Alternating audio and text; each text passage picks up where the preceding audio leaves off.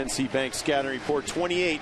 That's where he sits right now in Major League Baseball in earned run average, in between James Shields and Carlos Zambrano. His last 3 starts, as Bob already told you, 23 and a third innings, 3 earned.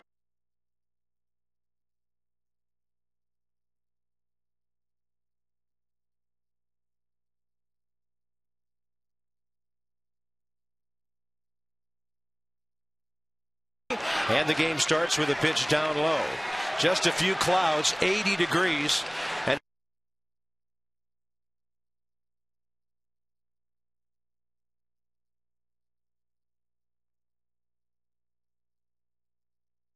Pedroia, the reigning American League MVP, batting .286. Just 2 home runs, 28 RBIs. At 17 and drove an 83 a year ago, and John Lennon pops him up. Anderson Hernandez says, "I've got it." The Arizona Diamondbacks are trying to pass the Nats in errors. Washington making fewer lately with 64. Arizona has 60.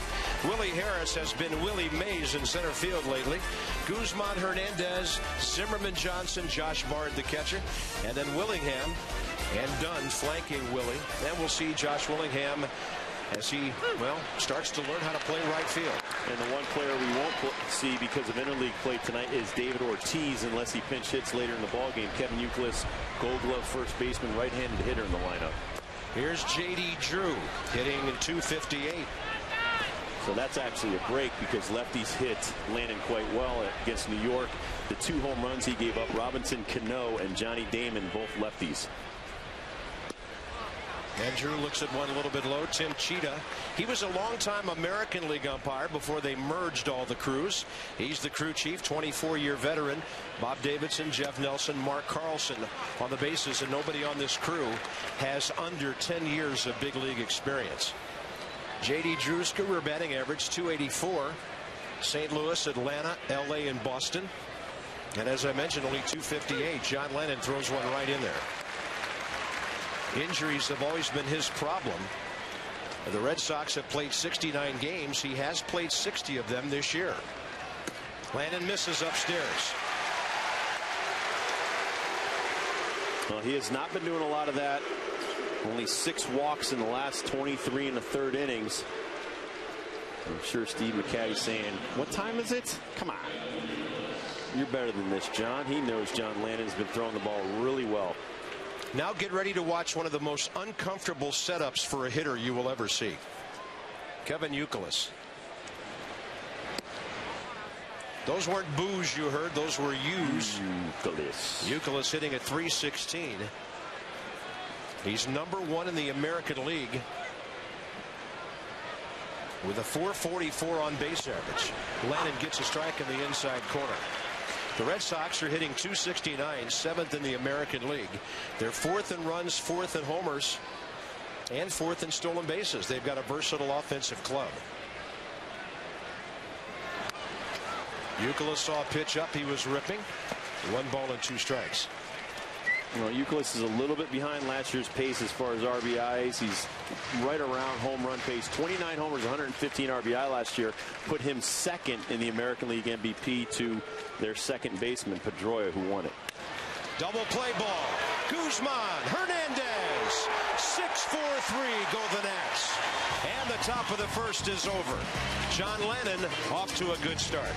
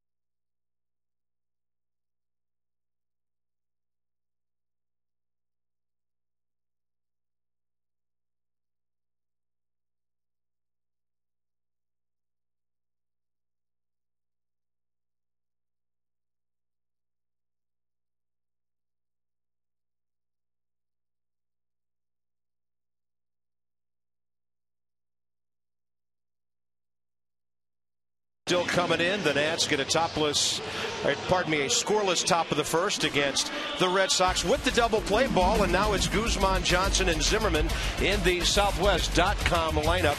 And Nick Johnson on base. 12 of his last 16 plate appearances over 3 games. 7 for 11 his last 3 games. And then Zimmerman having a big time struggle right now. Ryan is 0 for 17. Dunn, Willingham, Bard, Harris, Hernandez, and of course Christian Guzman, Mr. Multi-Hit, getting it going lately. And here's Brad Penny. In his career against Montreal and Washington, he has seen our franchise a lot. 12-5 with a 2.54 ERA. 20 starts, by the way, against this franchise.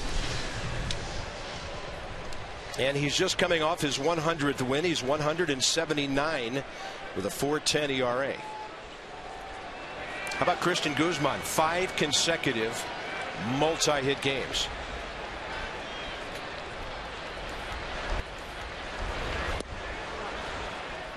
Penny is a large man, 6'4", 230, big, slow, deliberate delivery. Evidently, as he wears his uniform tonight, very proud to be a member of the Red Sox. They're on full display. Guzman takes a fastball the other way. 1 ball, 1 strike.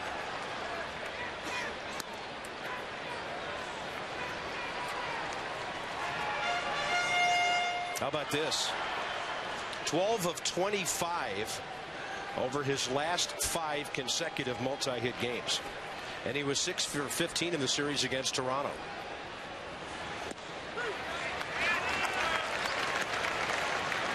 He's a good contact guy. Bob. Good guy to have the top of the order. There's a nice balanced delivery, as Bob said, very deliberate, not a lot of moving parts.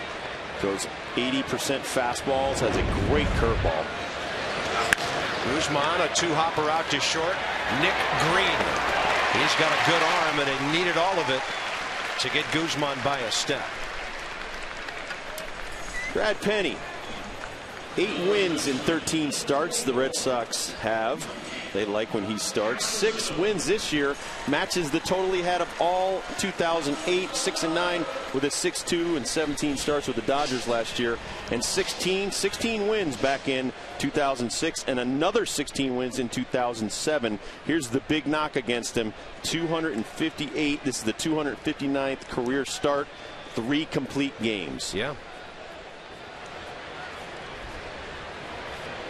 Nick Johnson, crazy on base numbers lately. Penny misses. Over 3 games on base 12 times against Toronto. 3rd in the league with an on base average of .430. You can see where the outfield's playing and tell how much the Red Sox respect Nick Johnson's ability to hit the ball all over the place. Here's Nick Green again. 2 outs.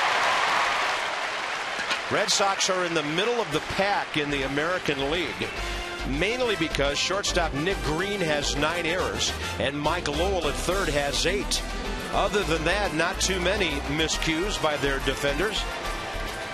Always a solid defensive club, the Red Sox. I know. Well, there's Green. He's not normally your everyday shortstop. Julio Lugo was. Then they gave it to Jed Lowry, the youngster. Lowry got hurt, and now it's journeyman Nick Green. You remember, used to be with the Yankees years ago. Yeah. He is now, like Bob said, mostly their everyday guy with 9 errors.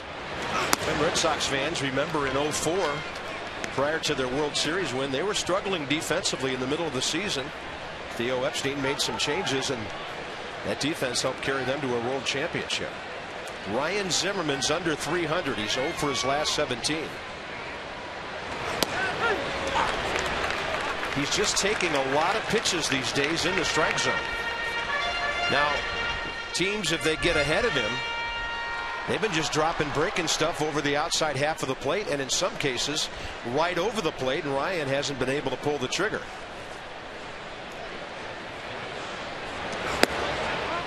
That's a number 1 that's low, 2-1. He's coming probably mostly the first time through the lineup, mostly fastballs.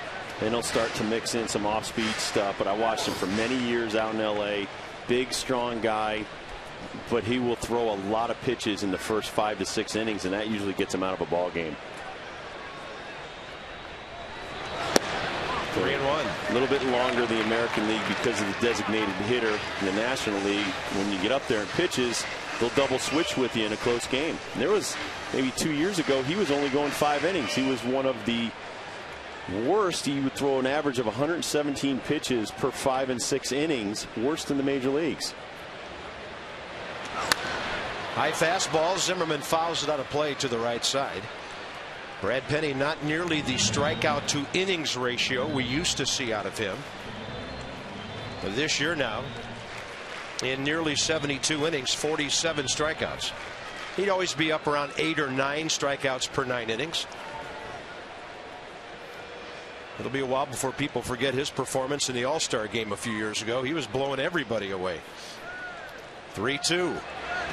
Zimmerman fastball right up the middle. We thought the day off might help Ryan Zimmerman more than anybody on the ball club. Well, he was 6 for his last 42 with 1 double and 1 home run. Brad Penny had some thoughts about maybe barehanding that ball. Thought better of it, and Ryan Zimmerman gets a base hit right there, and that's a start. We said this on Sunday, that maybe just a hit here or hit there, and you start finding your way out of that mental kind of slump that he's in. And then all of a sudden his confidence comes back, and we see the old Zim. Adam Dunn has hit safely in 8 of his last 10 games. They have a shift on. The shortstop Nick Green just to the right field side of second base.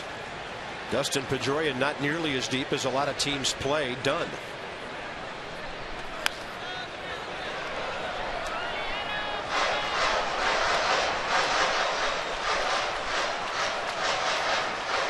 Adam Dunn sitting on 296 home runs.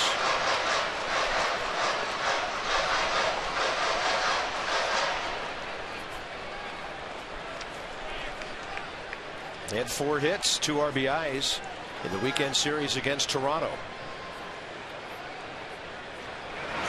Off speed, straight back it goes. Red Sox are 4 games up on the Yankees in the AL East. Brad Penny, second most of any pitcher against the Montreal-Washington franchise. How about the Nats? Back-to-back series wins against the Yankees and Toronto, and the bullpen's been pretty solid.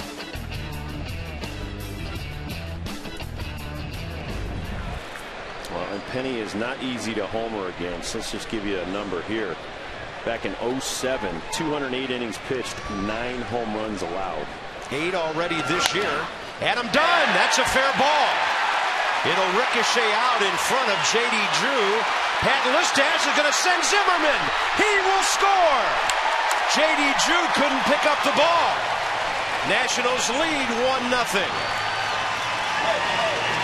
And we like it when Pat is aggressive with those base runners.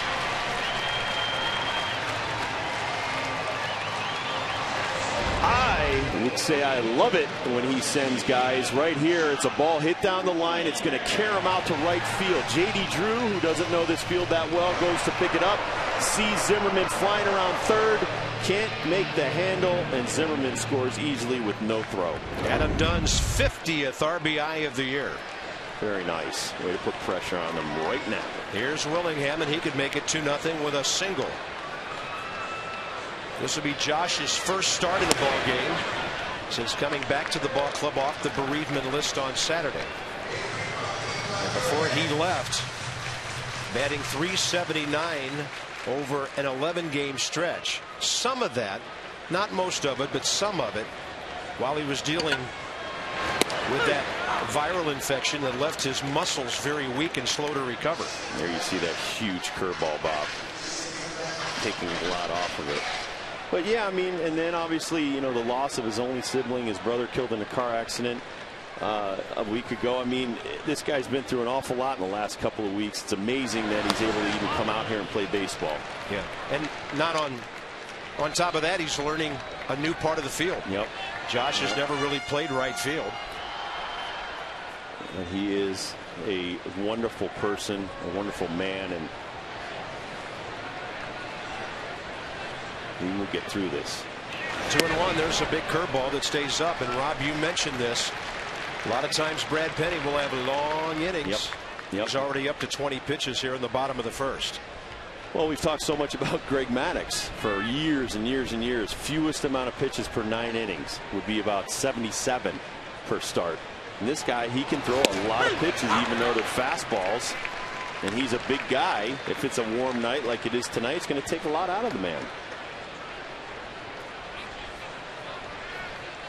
Josh Bard, former Boston catcher, on deck. And a 3-2 count to Josh Willingham. Breaking ball pulled left side. Mike Lowell to his left, plays it well. The Nats pick up a run on Zimmerman's single. Dunn's double. The big boys deliver. 1-0 Nats.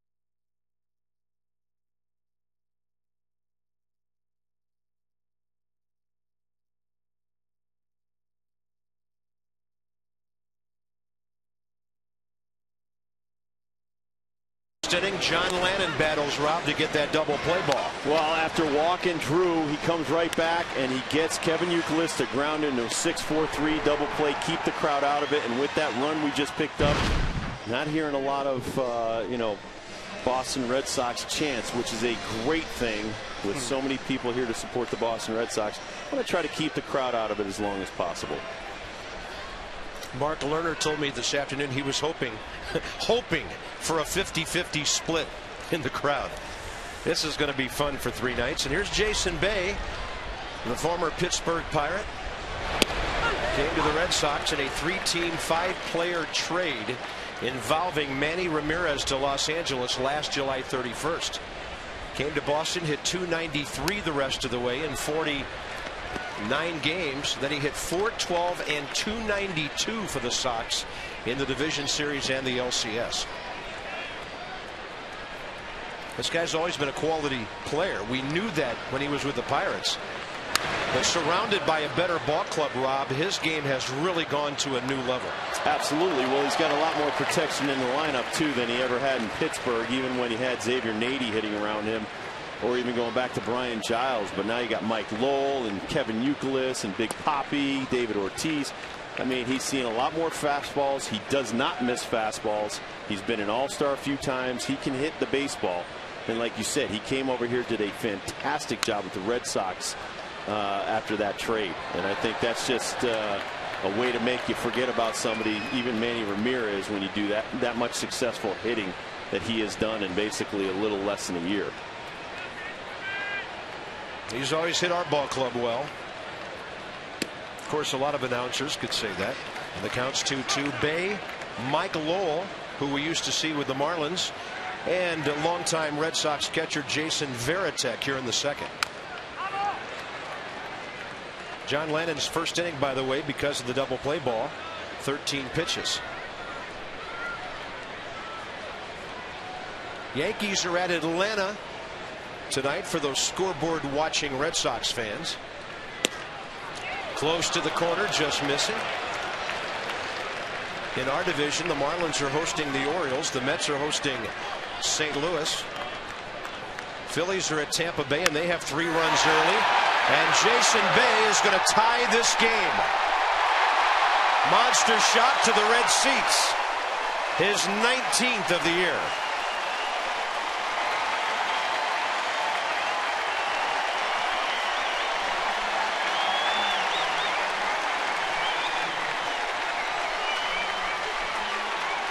John Lennon gives up his 12th of the season. Well, this is just a pitch that finds too much of the upper part of the strike zone, and Jason Bay, even though he keeps those hands back, he's looking fastball. He gets an off-speed breaking ball and crushes it. On the 9th pitch of that at bat, here's a curveball in there to Mike Lowell. So now in 118 games or so with the Red Sox, 28 home runs and 104 RBIs for Bay. And a bouncer to Guzman on a couple of hops from Mike Lowell. Out number 1 here in the second. So the Red Sox would have to be happy with the trade. Whew. You think? It's a lot of production. Right here. See him keep the hands back? Even though he strides early for the fastball, keeps the hands back, and he still has enough punch to hit it out of the ballpark. Best baseball player I've ever heard of coming out of Gonzaga. Coming out of Canada. Better known for their hoops, and he's from Trail, British Columbia. Now here's Jason Varitek, switch hitting catcher, hitting only .228. But this guy has long been a captain, a leader, a rock for this team. Now in his 13th year. Number 1 in all-time games caught in the Boston uniform. Josh Willingham circling under it, just into the shade. 2 outs. And by the way, John Lennon did give up 2 solos at Yankee Stadium last week. Get your family fun pack tickets. Bring the whole gang to the ballpark. On Sundays, $14 gets you upper right field terrace. $25 lower reserved either side. Each ticket gets a hot dog, non-alcoholic drink, and chips. Minimum 2 tickets per purchase. Pre-game autographs. Kids run the bases after the ball game. 888-632-NATS or nationals.com. Here's Jacoby Ellsbury with 2 outs.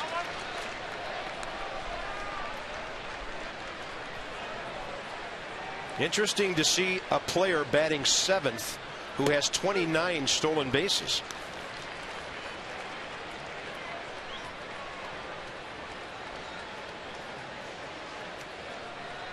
Carl Crawford of Tampa Bay with 37. This guy right behind him. 2 balls and a strike to the 25-year-old outfielder from Madras, Oregon, who hit .280 for the Red Sox last year and stole 50 bases. Despite the home run, John Lennon, for the most part, good command here early.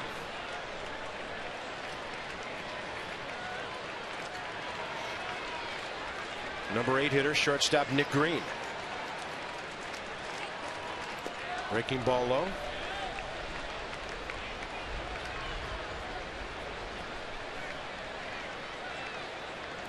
Ahead of B.J. Upton, Sean Figgins. For Carl Crawford, easily the best base stealer in that league. Trouble for Guzman. He's got it. Can't make a throw. Christian Guzman's had a hard time all year going to his left. And Rob, I've never seen him cover as much ground as he did on this play. Well, he knows he's really got to get over here. Ellsbury, one of the fastest guys in the major leagues. So Christian knew if I don't throw it now, I got no shot.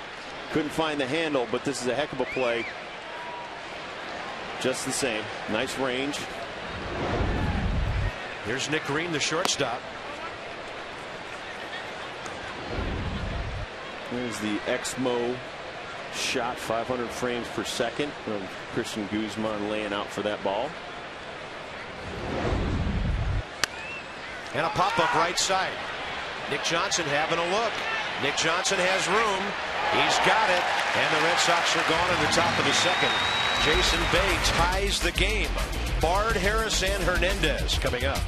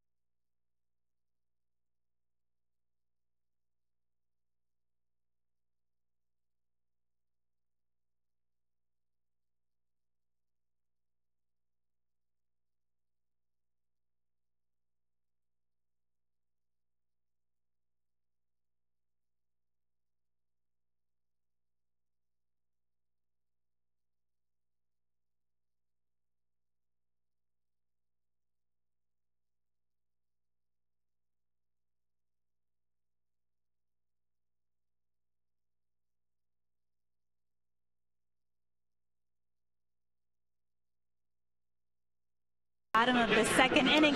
Now, last season, Willie Harris was a bright spot in a difficult year, and this year it's much of the same. Whenever he is in the lineup, he brings energy and he's ready to go. Here's Manny Acta with more.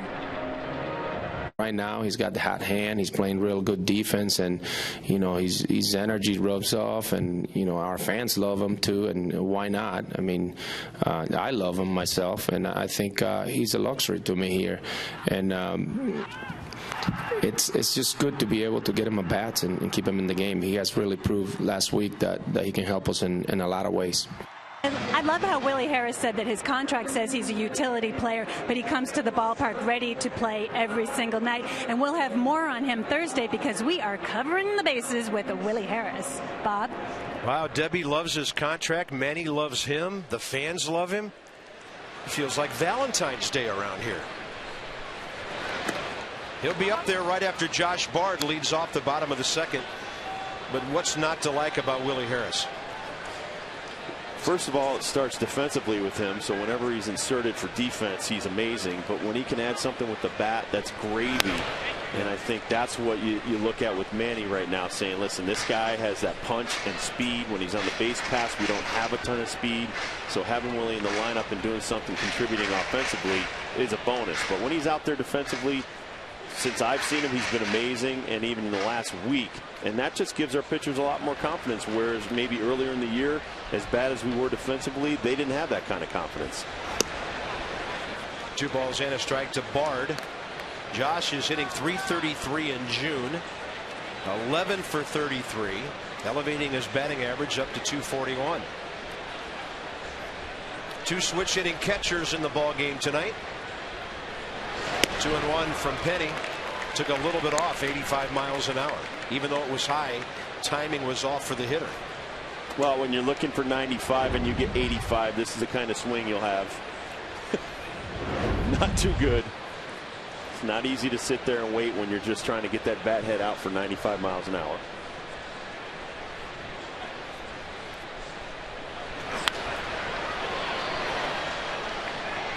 Bob, we would say that Penny throws an easy 95. Yeah. It's an effortless 95. He's got such great mechanics. And there you see against Washington the 12-5 record in 20 starts, going back to the is it just the Nationals or is it the Expos and the Nationals? That's both. So some pretty good numbers, but he's just got amazing mechanics. And there you see him hit the outside part of the plate. But when you're that easy, you don't put a lot of stress on the arm, but it's just, if he threw a few more in the strike zone, I don't think he'd have the high pitch counts and he'd have a few more complete games. 2-2, gets a little bit of an outside pitch there by the umpire, but still found the catcher's mitt. Something you said caught my attention. How is easy hard on the arm? It's not, but he throws so many pitches out of the strike zone. Okay, he doesn't throw strikes. Got it. So he throws an easy 95, but if he threw more strikes with it and challenged more guys, he'd get through more innings. And back when he was throwing, that's actually the first pitch strike for Penny tonight. He just had such high pitch counts because he was just walking a lot of guys and going 3-2 on everybody. And there's really, as a power guy, got some of the best stuff in the major leagues. He's only gone 6 1/3 twice this year. That was back-to-back, May 8th against Tampa Bay, and then the 14th at the Angels. Several 6-inning outings, but that's been it. 0-2 to Willie, and Harris will hit one to center. That'll be easy for Ellsbury. 2 outs.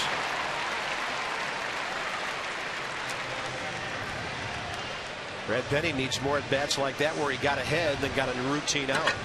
Well, and we talk about that, what kind of pitcher are you, and how quickly do you get the bullpen in the game? You don't want to be a 5-6 inning guy every time out there, because then you're wearing out your bullpen. I don't know what the conversation's about between Tim Cheetah and Brad Penny. Penny was looking over toward the Nats dugout. Maybe it has something to do with the rosin bag? Yeah, it must be a bad rosin bag. We're going to switch him out.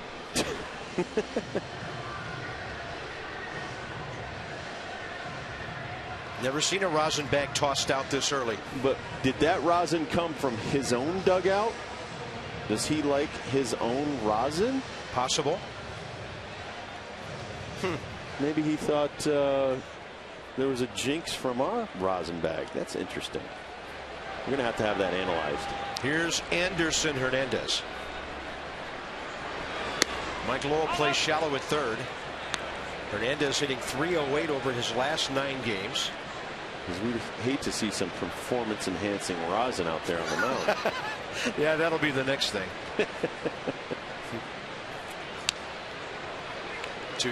1 ball, 1 strike. Hernandez hitting .263.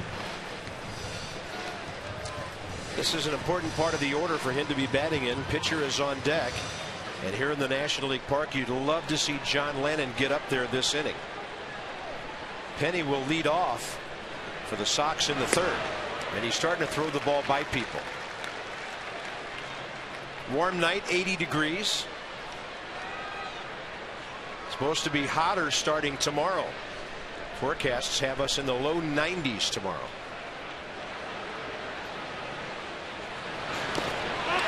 And he had them all locked up on a curveball. Veritek will throw him out.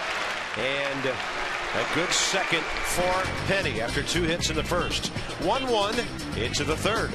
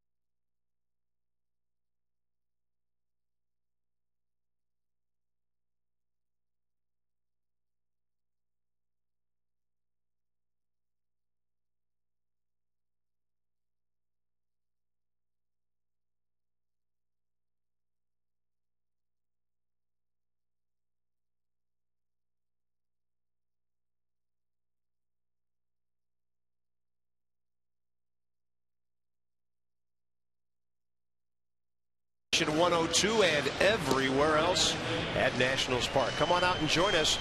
You can pick 4 games to get 1 free. 5 different Grand Slam flex plans to choose from. Pick your plan, your games, your seats, and you get a free one. 202-675-NATS or nationals.com/Grand Slam. They're having a fun time up on the rooftop tonight. Over on the left field parking facility. And here we go, top of the 3rd. Brad Penny, a 158 career hitter with 2 home runs and 30 RBIs, facing John Lennon.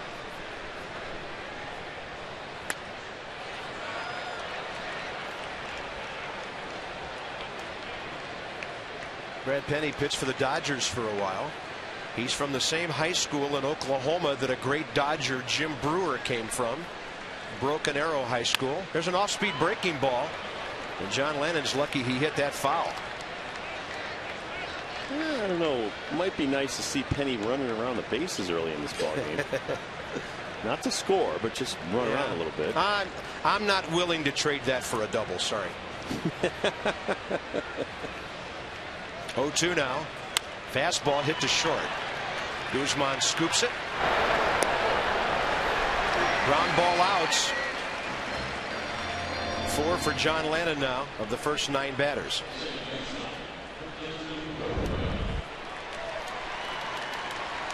That's a very expensive pitcher who's not doing a whole lot for Boston, Rob. No, he is not. And now he is on the disabled list with an injured shoulder.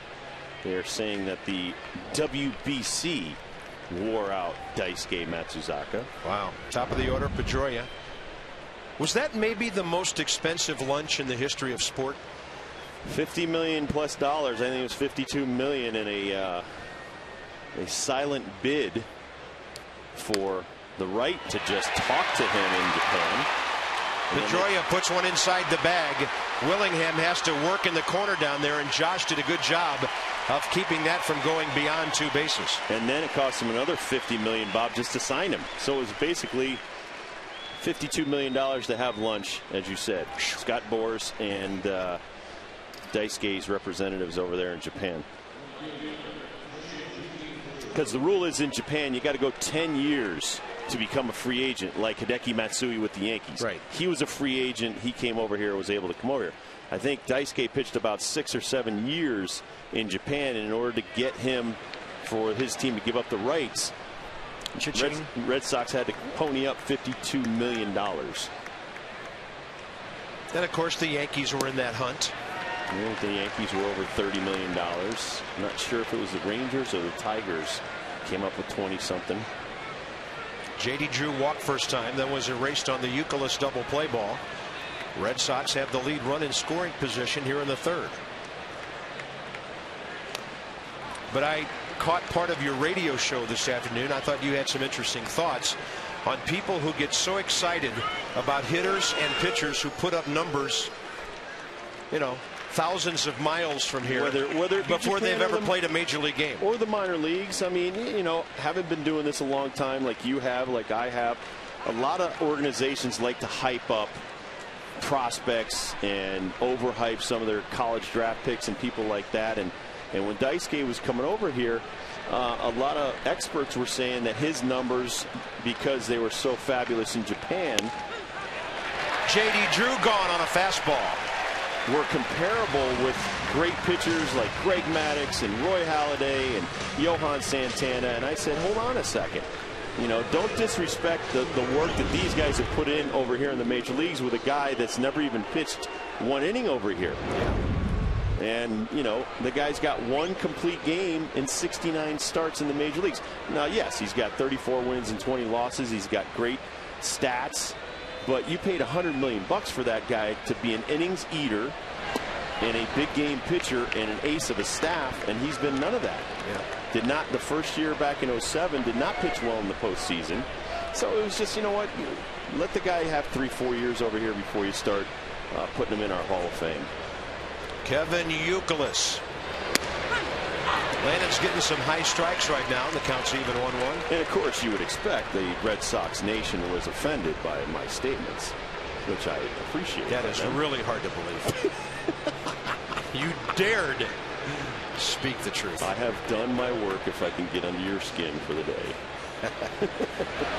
There's a changeup by Johnny, just misses away with it, 2-1. As Reggie Jackson said, like me or hate me, you cannot ignore me. I would concur with that. I haven't tried to ignore you. No, you're a very good partner and a good friend, and I appreciate it. Thank you, sir. Have my back. 2-1. That's very similar to a call Penny got last inning on a ball off the plate that struck out Josh Bard. A tradition of innovation is Firestone, lowest ERA this month. Wow, Kevin Millwood burning it up like the Texas summer. Scherzer, the kid from Arizona, and then John Lannon. King Felix up in Seattle. Euclid pops it up right field. Josh Willingham is there, and John Lannon's out of the inning. A solo homer by Bay. That's it for the Sox through 3 in a 1-1 game.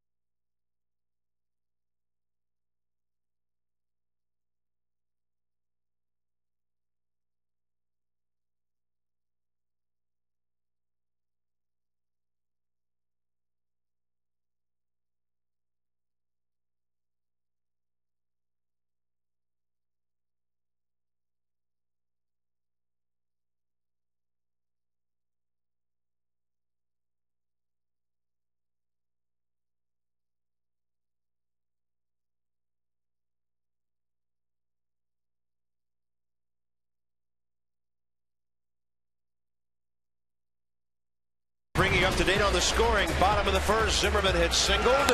Adam Dunn with 2 outs. Right over the bag, RBI double. His 50th ribby. And then Jason Bay, minutes later, the leadoff man in the second, he hit one a mile over the bullpen. We're 1-1 after 2.5 here at Nationals Park.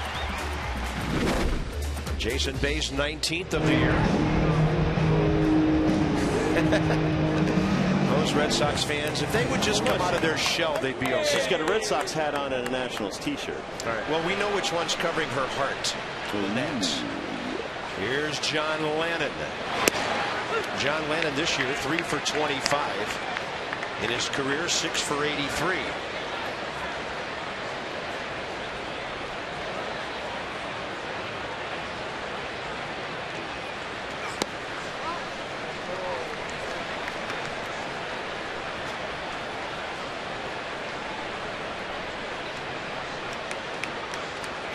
Phillies now have a 6-0 lead at Tampa Bay.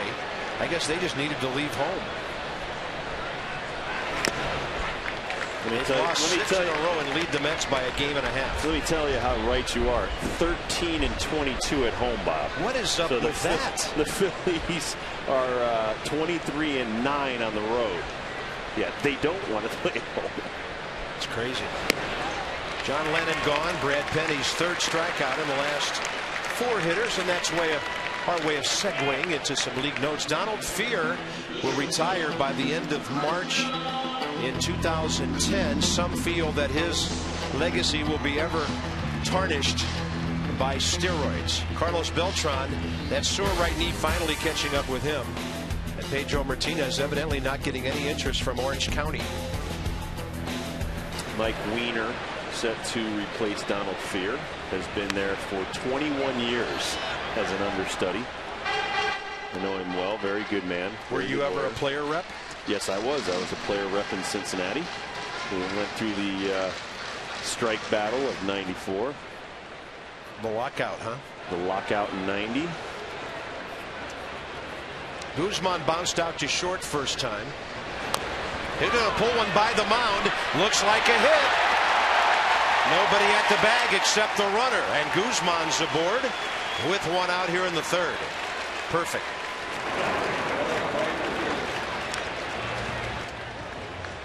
Well, I'm surprised we haven't seen more of this from Christian Guzman. He's got such great speed, can handle the bat as well as anybody I've seen, and he just smacks this. As soon as you get it by the pitcher, it's a base hit.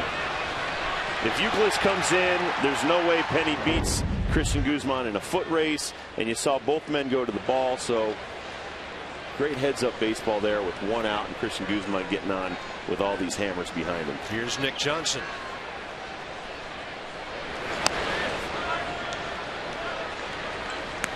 Nick also bounced out to the shortstop first time up. Nationals have 3 hits now.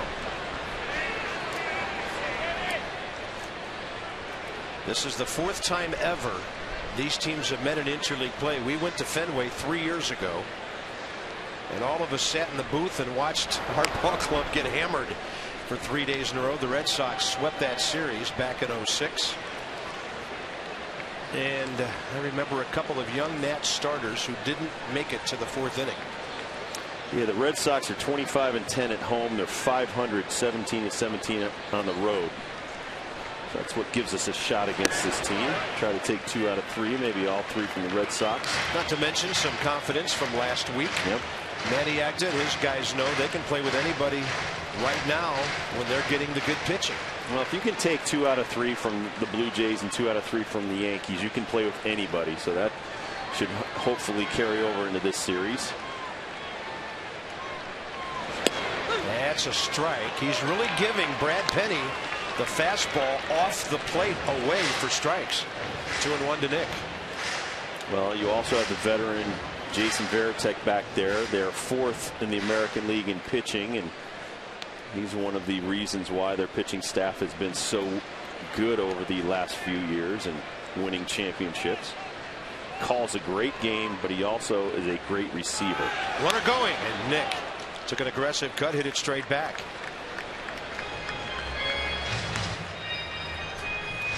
By the way, if you decide to come down here tomorrow or Thursday $5 grandstand tickets go on sale at 4:45 in the afternoon out in left field. When those are gone, then the Nationals have about another 1,000 standing room tickets they are allowed to put on sale. So we're going to have beyond the 41,888 capacity, I've heard, for all three of these games. Runner holding. Nick Johnson takes one low and inside. So if you don't have tickets, you may want to get in line in the afternoon.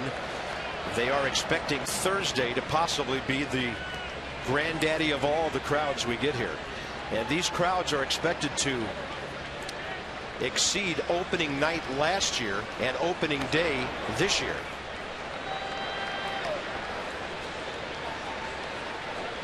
It's a beautiful sight when the ballpark's full, isn't it? When the ballpark's full and there's still people trying to get in here. That's pretty cool. 3-2 with one out. Will Guzman be running? Yes.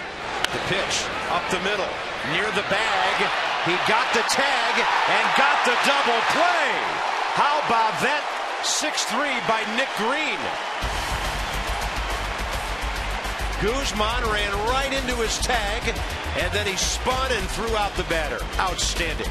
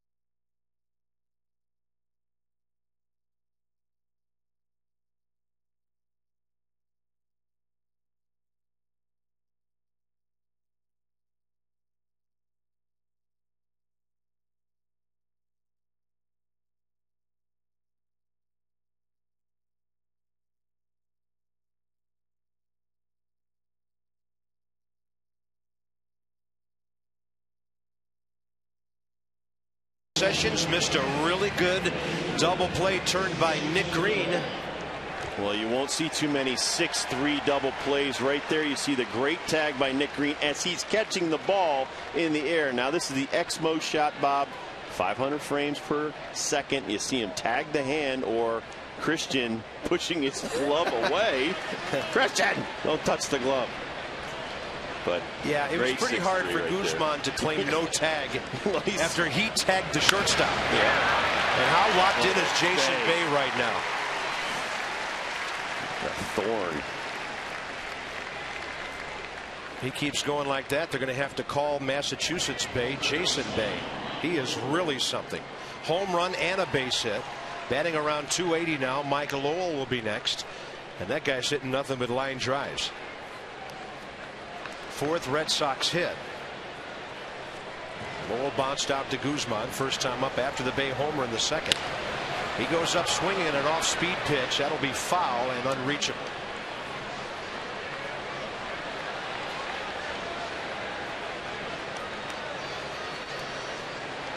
Yeah, we spent the off day walking around town yesterday, and a lot of navy blue caps with the letter B were already in town. Red Sox fans have come in droves to our nation's capital. Probably the best destination for sightseeing and baseball there is. Even though I had to do a little moonlighting yesterday on the off day, I was able to go with the in-laws and my wife over to the Holocaust Museum, which everybody should go see. Willingham almost got turned around, grabbed it over his shoulder for the first down. Pretty intense experience. Oh, you can't put it into words. It's just one of worst part of this world's history. But never again. Right. Never again. And it's very enlightening and gives you a lot more history than even I had known about, you know, Hitler and how his propaganda that he used to get everybody to back him. Unbelievable. And you kind of see a lot of that going on these days over in Iran. So it's very enlightening. While you were doing that, we were at the Newseum studying how the media over the many decades has covered such events. That's a great tour. But didn't you go to the Pentagon today? Today, yeah, that was really. Did you steal any secrets?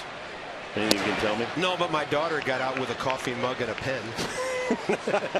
Legally. Oh, okay. Legally? Yeah, it was given to her. Hello, little buddy. Hey, why isn't he playing? 1 ball and 1 strike to Veritek. That's on the inside corner.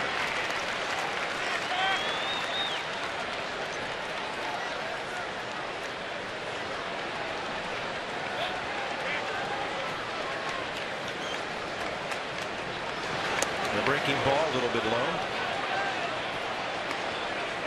Did you know there's a small Pentagon in the middle of the Pentagon out in the courtyard? I did not know. I know there's like 5 rings over at the Pentagon. This is unbelievable. After the Cold War ended, a Soviet leader visited the Pentagon, and he visited the building in the middle of the courtyard. He said, we have had this building under satellite surveillance for years. We saw a lot of people coming and going out of this building thinking it was your, you know, like a bunker, a command center. It's the refreshment stand. That ball is hit hard right at Adam Dunn. So they trained their satellites for years on the hot dog stand over at the Pentagon. I thought that was a great story. Bases empty, 2 outs. Here at Nationals Park, full house tonight. Red Sox 1, Nationals 1, top of the 4th inning. Jason Bay still at first, 2 outs. Jacoby Ellsbury, the hitter. Bob Carpenter, Rob Dibble, Debbie Taylor, and our Masson crew tonight on Masson HD. Ellsbury scratched to hit up the middle. That Christian Guzman flagged down but couldn't make a throw on first time up. I guess they weren't gathering too much intelligence, huh? Nope. They didn't know that. But I hear the hot dogs are much better in Moscow. The concession stand. That's on the corner, 1-1.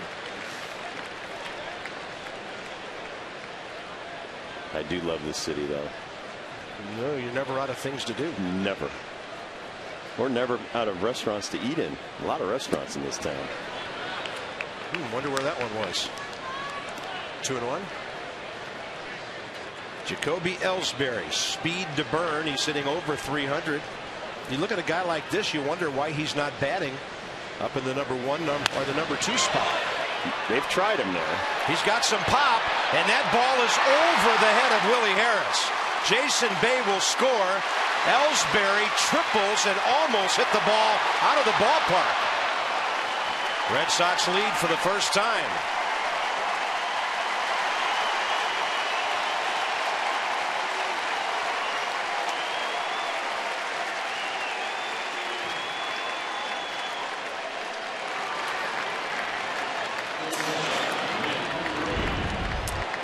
Well, he's got tremendous speed, and whenever he learns how to use that piece of lumber a little bit better, he will be at the top of the batting order. They're going to walk Nick Green and pitch to Brad Penny. That ball missed a home run by maybe just a little more than a foot. This will be John Lannon's second walk. When Ellsbury was in the leadoff position, Bobby, was around 332 on base, and he had to raise it to 351, but still don't love him at the top of the batting order. They probably dropped him because of Lannon tonight. Hit that ball a mile. It's 2 on, 2 out. Lannon now just has to get the opposing pitcher. Brad Penny, as I mentioned earlier, does have 30 career RBIs. Against left-handed hitters, Ellsbury came in tonight hitting 247 with a 326 on base percentage. So that's one of the reasons he was dropped down in the order. He's having a lot of issues with left-handed pitching this year. Breaking ball in there.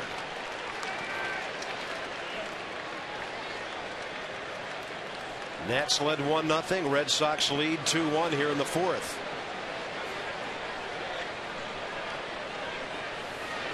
Another off-speed breaking ball. 0-2.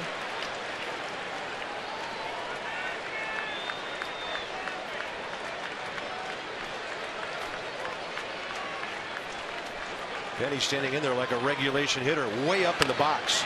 He'll chop it to third. Zimmerman's all over it. Nobody makes that play better. And the Red Sox are gone in the top of the fourth. Ellsbury's RBI. Zimmerman, Dunn, and Willingham coming up.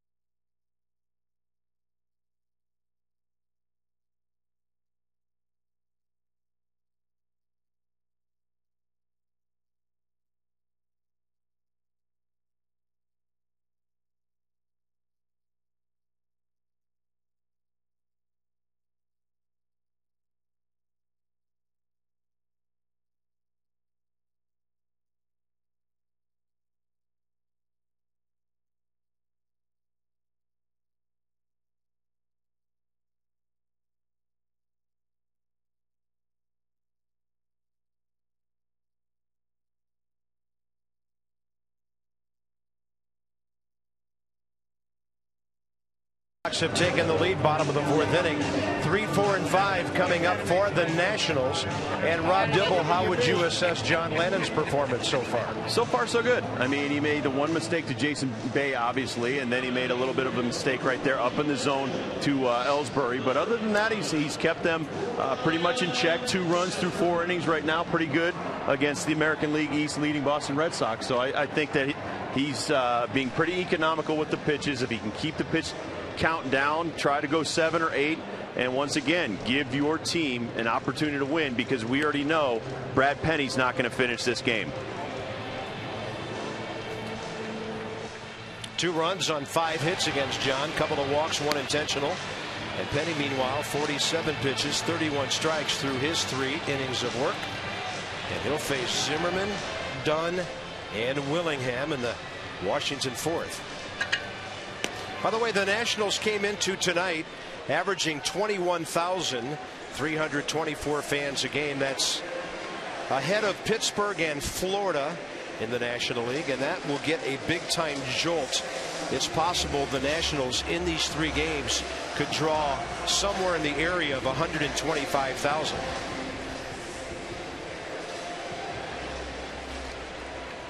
Nats jersey, Red Sox cap.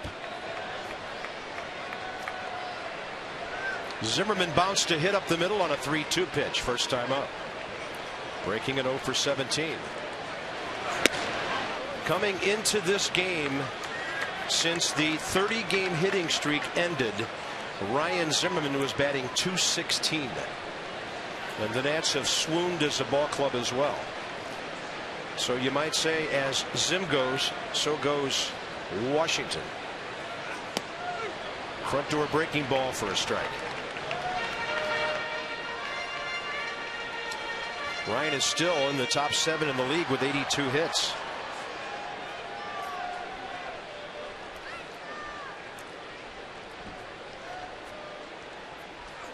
Well, you can't say that Zim's not getting protection, because Dunn's been hitting well lately. Nick's been hitting well all season. So he's been seeing a lot of fastballs, like that fat fastball right down the middle right there that he let go by. And you're right. I mean, you got to swing it. And you're going to have to swing it to get out of the slump, and it's not going to be easy. 1-2. In Washington's first 50 games, Ryan Zimmerman had 68 hits. So now in the next 18 ball games, he's had only 13. That's a tale of 2 seasons right there. 2 balls, 2 strikes.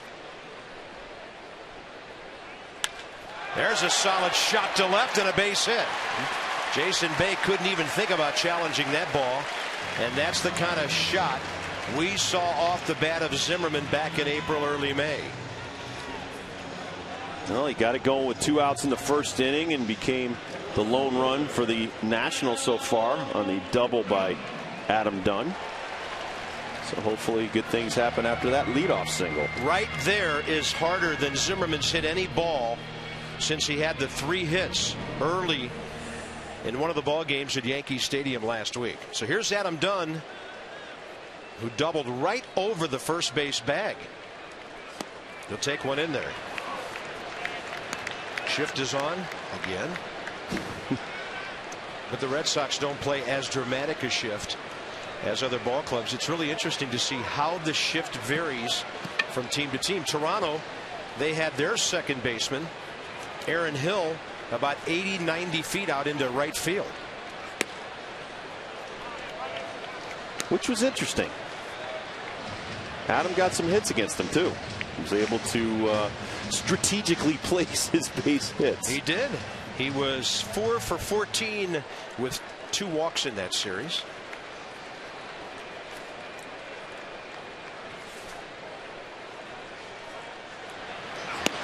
Late for that one. 1 ball and 2 strikes.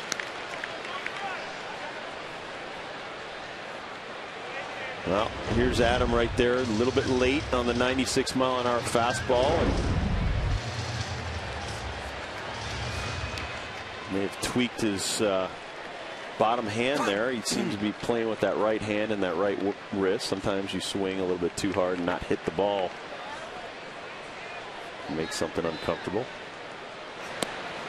And then Penny drops a hook on him and gets him looking. Adam Dunn strikes out for the 75th time this year. And for Penny, 4 tonight. This is just a no-nonsense 16-mile-an-hour off the fastball, breaking ball. 80-mile-an-hour after he blows 96 right by Adam. I think Adam knows right there, I'm done. And that's all she wrote on that at bat. Josh Willingham next.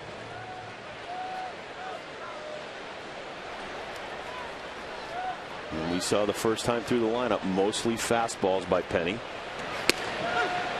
First pitch fastball to Josh, who bounced out to third.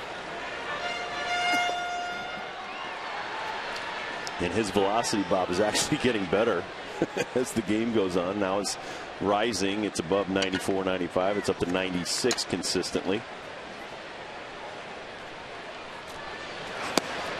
Red Penny struck out 3 in the All-Star game in Pittsburgh back in '06 when he was the National League starter. 1 inning as the starter. Actually pitched 2 innings and had the 3 strikeouts. But man, he has really been something at times. Just totally unhittable. Not that same kind of pitcher right now. And that's up and away to Willingham.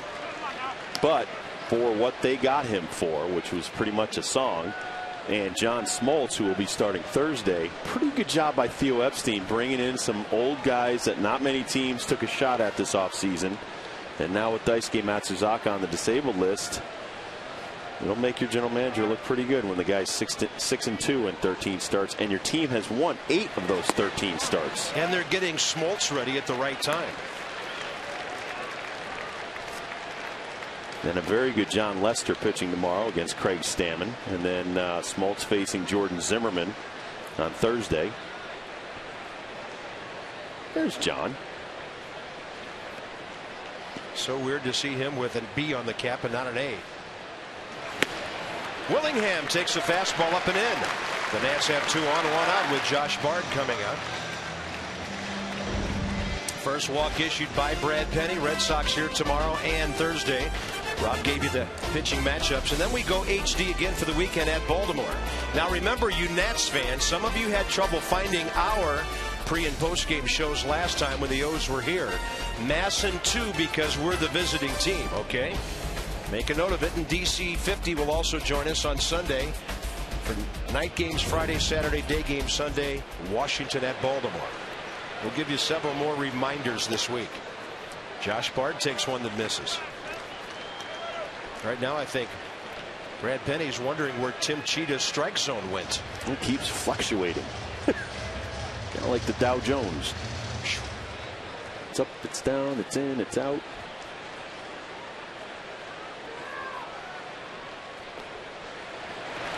That one we know is ball 2.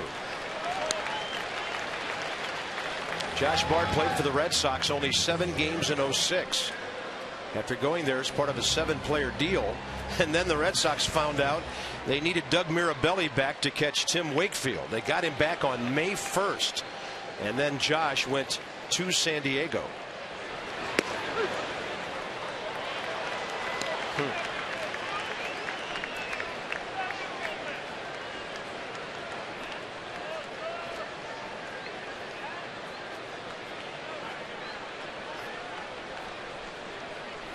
Tying runs at second base here, bottom of the 4th.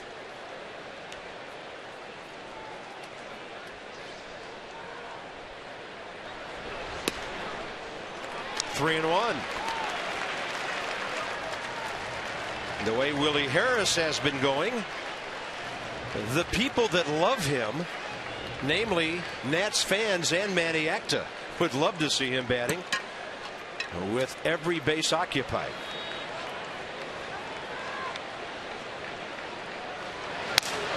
That ball was low, and Bard just missed a double. Broke his bat. Probably would have been ball 4, but he saw a pitch down and into his liking. When the bat boys come up now, more often than not, they bring one ash bat and one maple bat. Wow. And the maple broke, so Josh goes with a ash bat here with 2 strikes. There's the bat. Wow. Great job by the Exmo. Just don't hit the Exmo. It's too expensive to replace. But that was a pitch that Josh Bard thought he could handle, Bob. It was down and in. You saw him go down low to get it. And if it would have dropped fair, at least 1 run was in, maybe 2. Yeah. 3-2 pitch. Just a little bit tardy on that 96. Red Sox fans like what they see on the scoreboard. The Yankees trail at Atlanta 3-0 early. Boston by 4 over the Yankees, 5 over the Blue Jays, and 6 over the Rays, 10 over Baltimore in the American League East.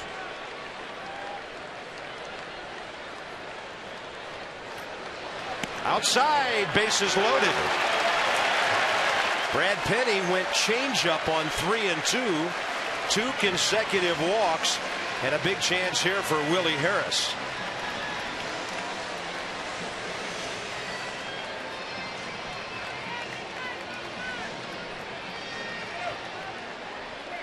When you're playing a good ball club, you have to score here. Zimmerman led off the inning with a single. After Dunn struck out, Josh Willingham walked. So did Josh Bard.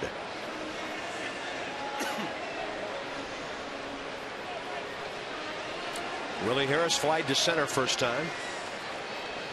He's driven in 11 runs this year. Came into this ball game 4 for his last 12.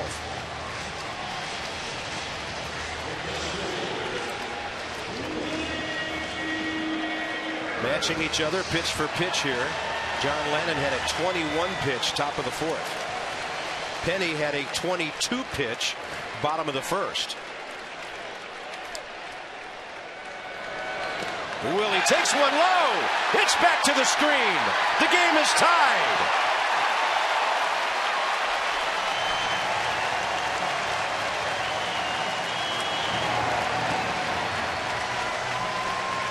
Pat Lishdash had Ryan Zimmerman ready at third. Once again set up by the single by Ryan Zimmerman. He comes all the way around on a couple more walks that push him to third, and he can almost walk home on the wild pitch right here by Brad Penny. Hard curveball in the dirt. I think it clipped Veritek's right hand. Change up, ball 2. These are good hitters for the Nationals to have up in this situation. Willie Harris, pesky contact guy. Anderson Hernandez next, pesky contact guy. A good hitters count right here. Ball 3, almost threw that one away. Well, he's gotten, we talked about the nice and easy gas. He looks like he's opening up really early and flying open towards first base, which means your arm's going to lag behind you and makes it difficult to throw strikes.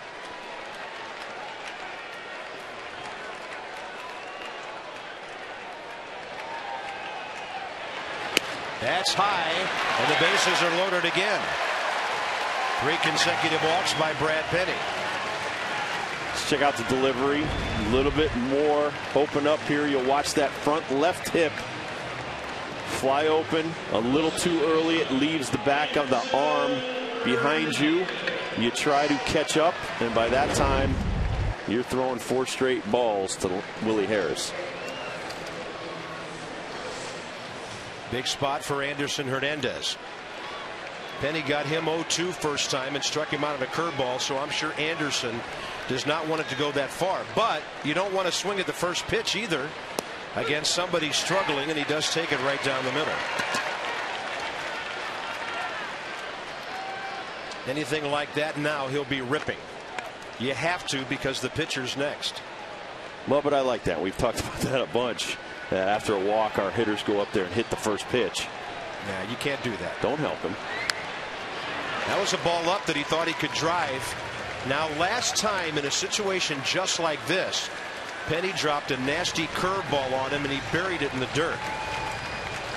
Well, he can do it again, but you're taking a chance on a ball getting away from your catcher. You got to get defensive here. You got to make some contact with your speed. Even a ball hit towards the middle, they're not going to be able to double this guy up. Just want to try to get a run in. Oof. 96 on that heater.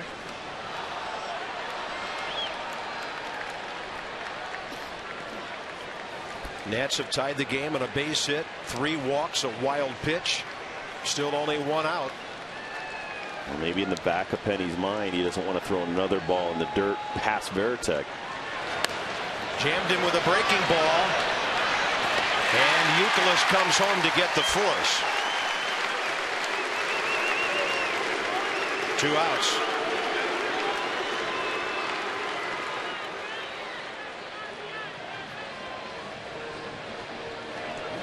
Well, now you take your chances with John Lannon. Well, very important at bat right there by the number 8 guy. It's a curve ball. He pounds it into the ground, and Youkilis comes home. If Youkilis had reached for the first base bag, he would have lost the play at home. That would have made it a tag play at home, and there just was no time for Veritek. Well, maybe John Lannon could hope for a walk here, but he's behind 0-1. Well, and the fact that David Ortiz is not in the game, had that ball been hit to David Ortiz, I doubt his first reaction would have been to go home with the ball. John Lannon has 1 career RBI.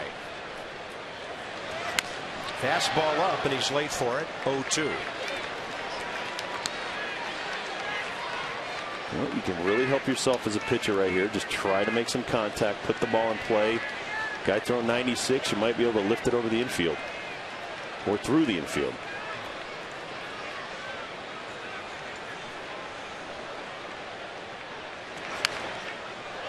'97. He's really humping up now on the fastballs. He must be throwing free and easy again. Yeah. Well, the more you try to actually muscle the ball, you'll slow it down.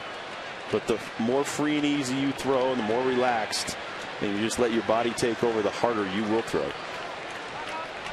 Penny stepping off. Where's balking Bob Davidson when we need him? I think he's over first base. Is he first or third tonight? He's at first. He's at first base. Come on, Bob. Bob doesn't call as many balks as he used to. Yeah, throw us a bone, would you? Here's Bob Davidson, very good umpire. He's been around for about 40 years. It's around when I was playing. It's only his 21st season. 21st? Yeah. Wow. Tim Cheetah 24, Jeff Nelson at second 12, Mark Carlson at third 10 years.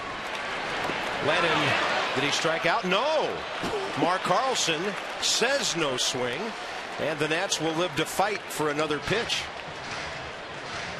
Well, let's check this out from the side. Here's John Lannon. See if he breaks the plane. He kept the hands out in front of the bat, which often will get you that call. He got the call. And he didn't get that one. Didn't catch up with that. The Nats get a run on 1 hit, 3 walks, a wild pitch. Into the 5th inning. It's 2-2.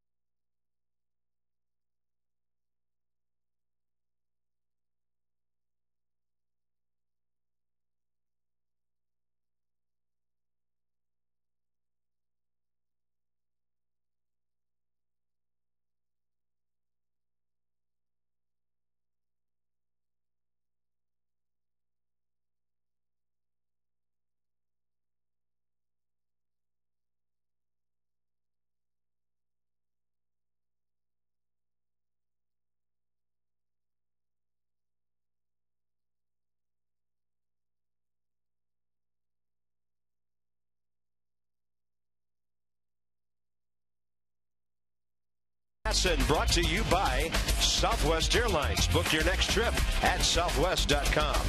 By Firestone, a tradition of innovation. And by Acura. Acura Advance.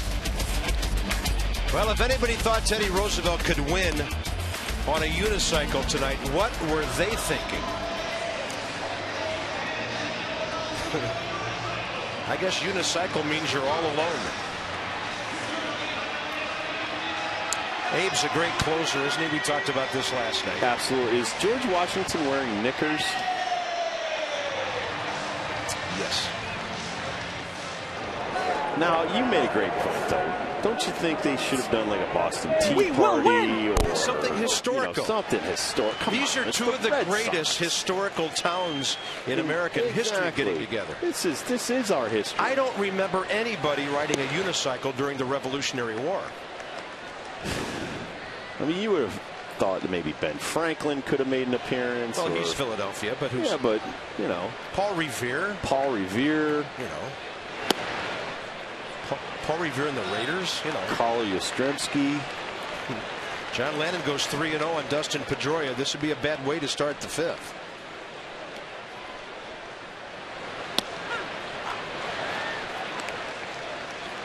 Bobby Orr. I mean, you know, somebody. Bobby Orr. Somebody from Boston. How about Bill Russell? Oh, wow. Anybody bigger in Boston than Bill Russell? They were going to invite John Havlicek, but he would steal the ball. And a base hit by Pedroia. That's not good right there by John Lannon. Your team gets you back even. You need to go out there and throw up a goose egg, not a leadoff base hit. Yeah, and it's because he went 3-0. 3-0 on Pedroia. This guy is your reigning American League MVP. And he's got some serious gear on those wrists and those hands when he hits. Here's J.D. Drew 0 for 1 with a walk. J.D. Drew's career. I know when he came up in St. Louis, everybody in that organization, and he came up in September of '98 when Mark McGwire was hitting all the home runs. He hit .417 with 13 RBIs in 14 games. And some thought they had the next Stan Musial. But then injuries got him. He played 104, 135, 109, 135, 100 games, and then finally off to Atlanta in a 5-player deal in '03 involving Adam Wainwright, Jason Marquis, and former Nat Ray King. stops briefly in Atlanta and LA. This is his 3rd year with the Red Sox. They signed him as a free agent January of '07.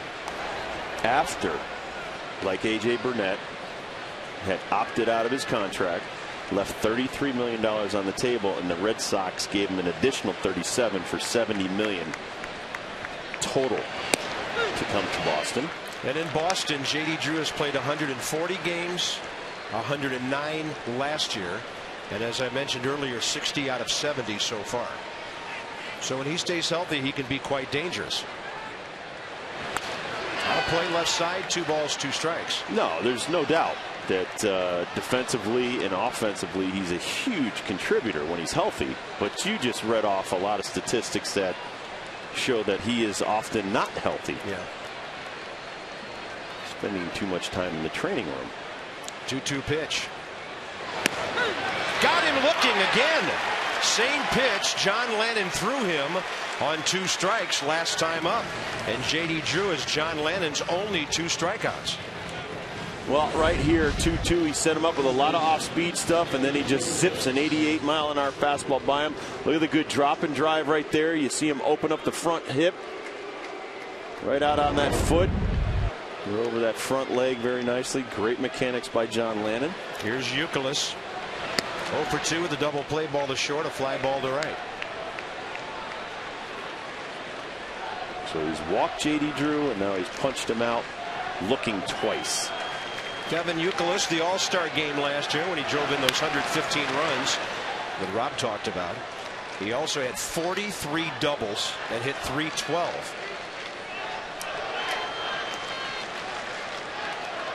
When you want to talk about an old style type baseball player, you're looking at him.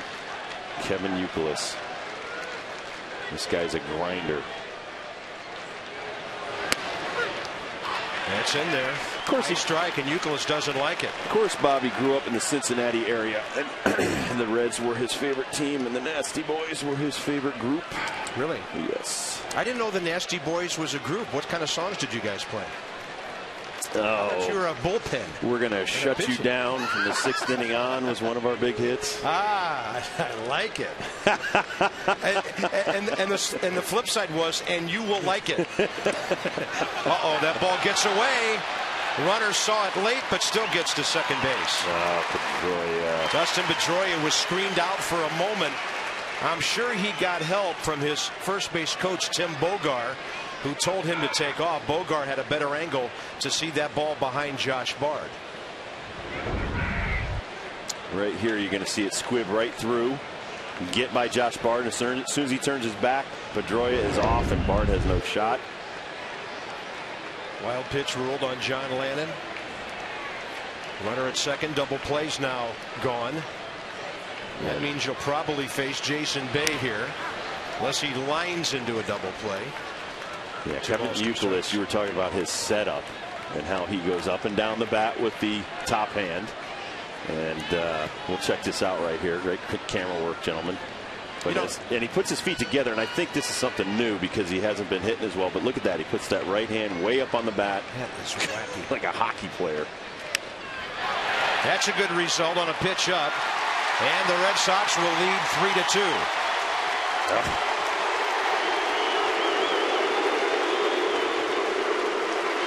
Youkilis with his 41st RBI. You want to talk about small ball and manufacturing a run. You get to second on a little squibbler wild pitch. Inside fastball, and he's going to smoke it into left field. And see, I thought that if the Nats could retire Youkilis, they would just go ahead and walk Jason Bay with 2 outs. With first base open, take their chances with Lowell. You're not going to do that now, and this guy's looking dangerous. And you got lucky right there. That was a changeup up in the zone to Bay. Here's a telling stat.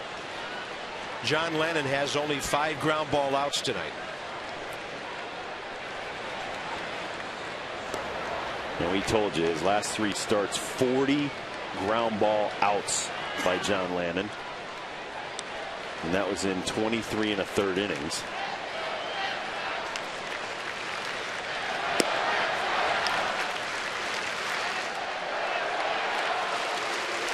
Let's see how the fly ball to ground ball ratio has been this year. Yeah, 2-to-1. Pretty good. That's a fly ball that'll be routine to center. Willie Harris looking up into the near twilight time. It'll still be a while. 2 outs. Celebrate the 4th of July weekend at Nationals Park. Braves will be here the 3rd, 4th, 5th. Come early Friday, pregame live music. Postgame fireworks. Saturday the 4th, first 20,000 fans receive mini U.S. flags. Sunday the 5th, family fun day with pregame autographs. Postgame kids run the bases and great ticket deals. 888-632-NATS. Visit nationals.com or stop by the ballpark box office for tickets. Kind of a weird stretch. Baltimore for 3. The Nats go to Florida for 3, come right back and take on the Braves, and then right back on the road to Denver and to Houston, and then it's the All-Star break. We'll be doing a lot of crisscrossing up and down the coast and out toward the mountains over the next few weeks. Mike Lowell, a bouncer to short, a fly ball to right.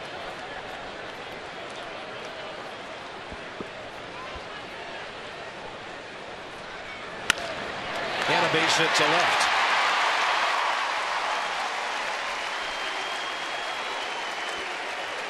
That'll bring up Jason Varitek with 2 on, 2 out.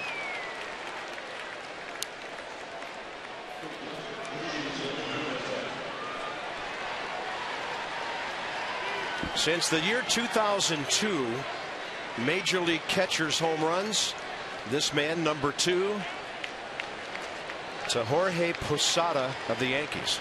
Varitek 10 this year. He's hit 125 in that time. And here comes Steve McCatty.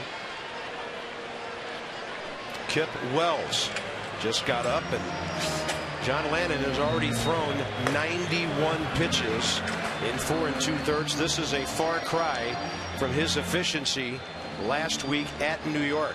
He had the wonderful game on Wednesday night. John went 8 1/3, got the win, and threw 108 pitches. So 17 fewer pitches tonight and just about half the outs.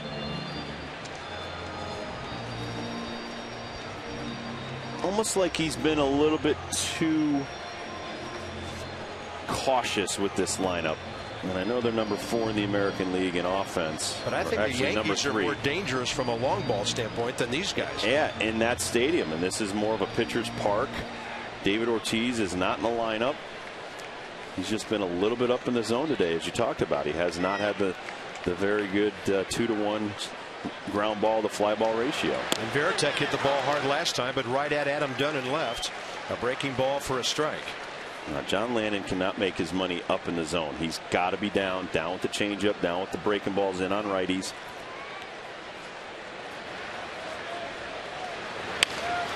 Right at the shortstop, Guzman, right over to Hernandez, and the Red Sox will be limited to 1. They lead 3-2. Top of the order, Christian Guzman has a bunt base hit tonight. Nick Johnson to follow with that wide open stance, and Ryan Zimmerman is 2 for 2.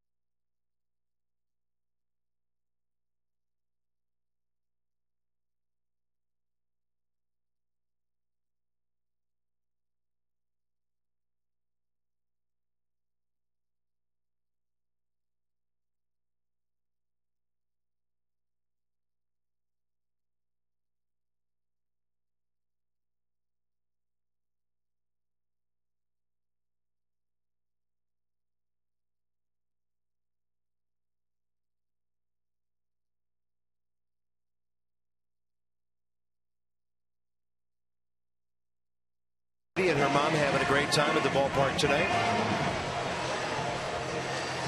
Bottom 5, 3-2 Red Sox. Hugh Medwick. The 2 pitchers had the lowest ERA in their first 3 major league seasons all time. Has to be a Boston tie-in. Would Derek Lowe be one of those? Could be. Possibly Roger Clemens. You know, that's, yeah, sometimes those statistical trivia questions,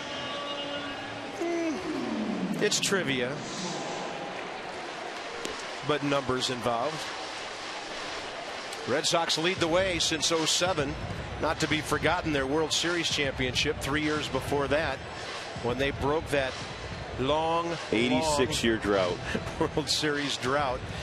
Red Sox had gone to the World Series and lost in 46 and 67 to St. Louis, 75 to the great Big Red Machine, and of course the epic 86 series against the Mets. Now they've won their last two, sweeping St. Louis and Colorado.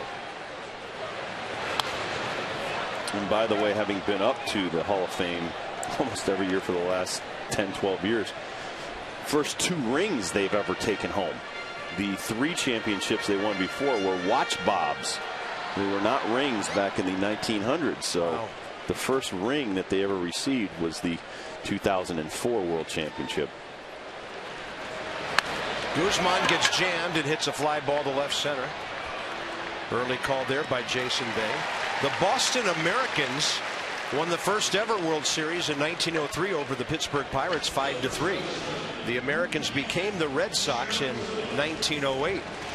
And then they went to the World Series in 1912, 15, 16, and 18, winning all of them before the long drought. What a beautiful night here. Now, when were they the Boston Bean Eaters? Back in the 1800s? I think that was before the Americans, I believe. They're also the Boston Braves. Well, that was a different team. National League, wasn't they? Yes. And they had their own stadium. They had 2 major league stadiums in Boston. Red Sox and the Braves, who departed for Milwaukee. But Johnson takes a high strike. Tim Cheetah, and this is not good for John Lannon, continues to call the high strike tonight, not the low one. Nick Johnson's hit the ball to short twice, so Penny's had him going the opposite way.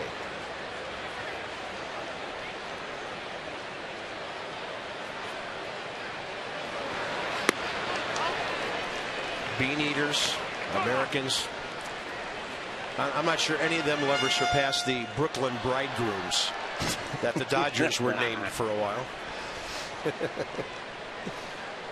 2 balls and a strike. Brooklyn Bridegrooms. Nick Johnson drives this ball to left, but it'll be easy for Jason Bay. 2 outs. Brad Penny trying to recover from a long 4th inning when he threw 34 pitches.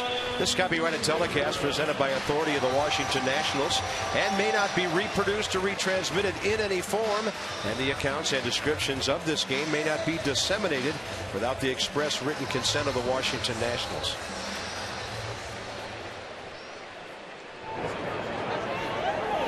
Zimmerman's 2 for 2. She's looking at the scoreboard going, I can't believe the Nationals are losing. Tough play. Mike Lowell in the dirt. Youkilis digs it out. And the Nats are gone to 1-2-3 in a very quick bottom of the 5th. Bottom 3 coming up for the Red Sox. Mike Lowell, not a spectacular third baseman, but very reliable.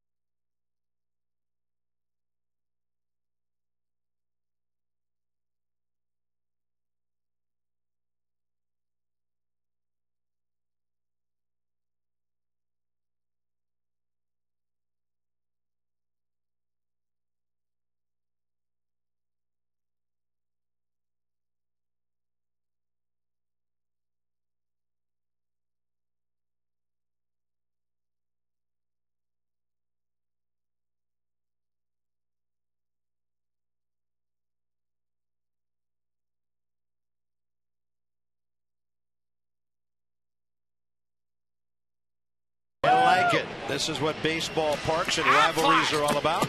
We've got some Aflac trivia for you here as we go top 6. Well, it has to be something to do Babe with the Red Ruth. Sox. Babe Ruth's one of them. It is? Yeah, Babe Ruth's one of them. Is Derek Lowe the other? I have no idea. What? What is that?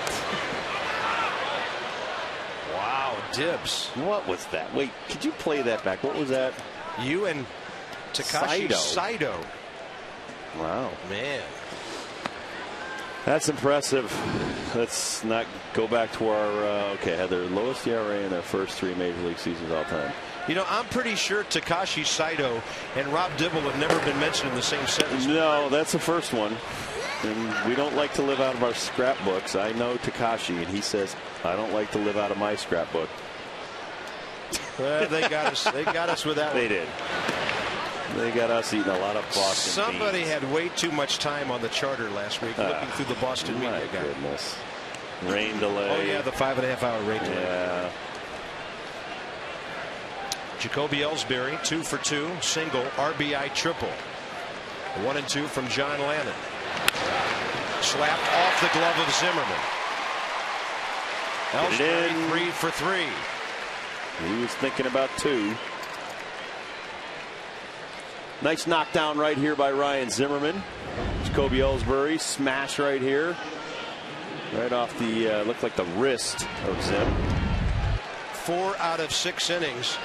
The Red Sox have had their leadoff man aboard, so they can put pressure puts on you. pressure on you. Yep, pressure on the D, pressure on the pitcher.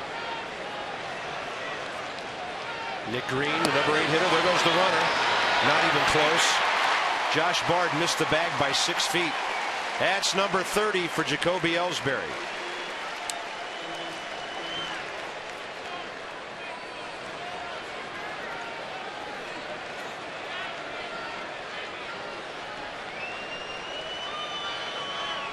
Red Sox wanted to do that because the pitcher's up after this hitter. Ellsbury could be tagging here. I think he is. Willie Harris doesn't have the strongest arm, and he's at third base with 1 out. Manny Acta was asked today about the Red Sox speed and what to do about a guy like Ellsbury. That's what you got to do. Try to keep him off base, because once he gets on base, it's almost unstoppable to get their offense going. But also, we're playing National League games, so it gives us a breather. You know, he might be able to steal a bag, and we might be able to get out of the jam by getting the pitcher out. He's at third base, and you know, Brad Penny's been around the National League for a long time. In his career, he has 38 sacrifice bunts. A squeeze is not out of the question here. Zimmerman set to follow the runner down the line at third. Everybody else is way in. Well, I don't know if he has an RBI He won't squeeze tonight, but he has 30 in his career, a couple of home runs.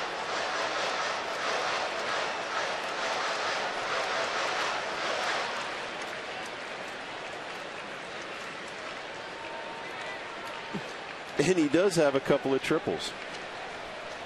That's a shocker. Breaking ball popped up.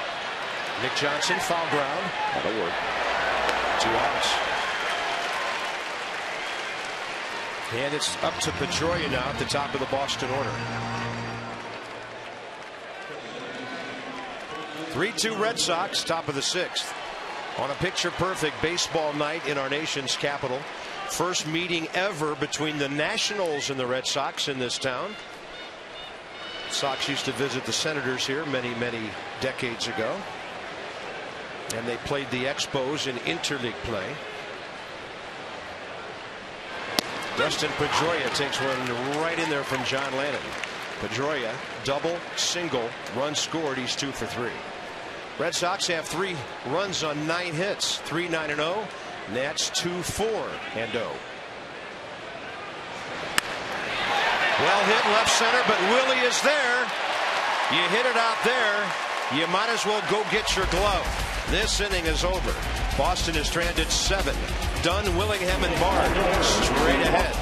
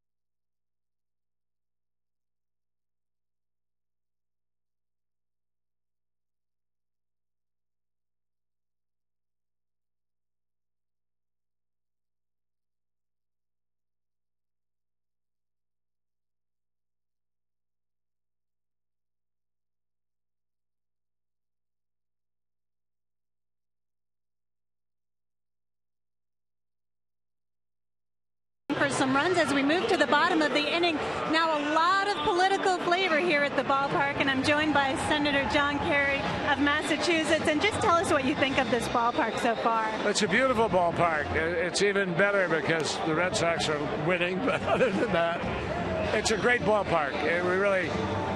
Obviously none of us think that anything compares to Fenway, and we happen to be very partial to Wrigley Field, but this is a gorgeous ballpark. Beautifully done, easy to move through. It's in a great location, and you can't get a better night than tonight. Were you able to take in the president's race? What did you think of that, the Geico presidents? I did. With which race? Oh, they have the presidents with Teddy Roosevelt and the old-time president. I haven't been able to take that in. No, I'm sorry.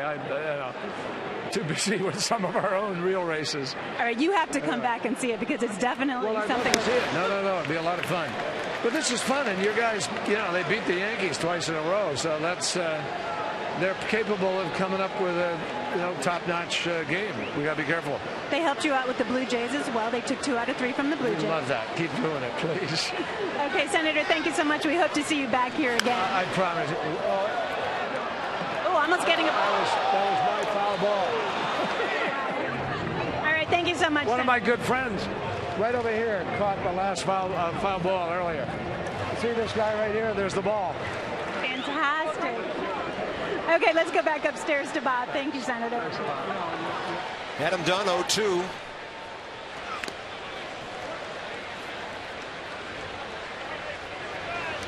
Adam Dunn, 1 for 2 with an RBI double and a strikeout.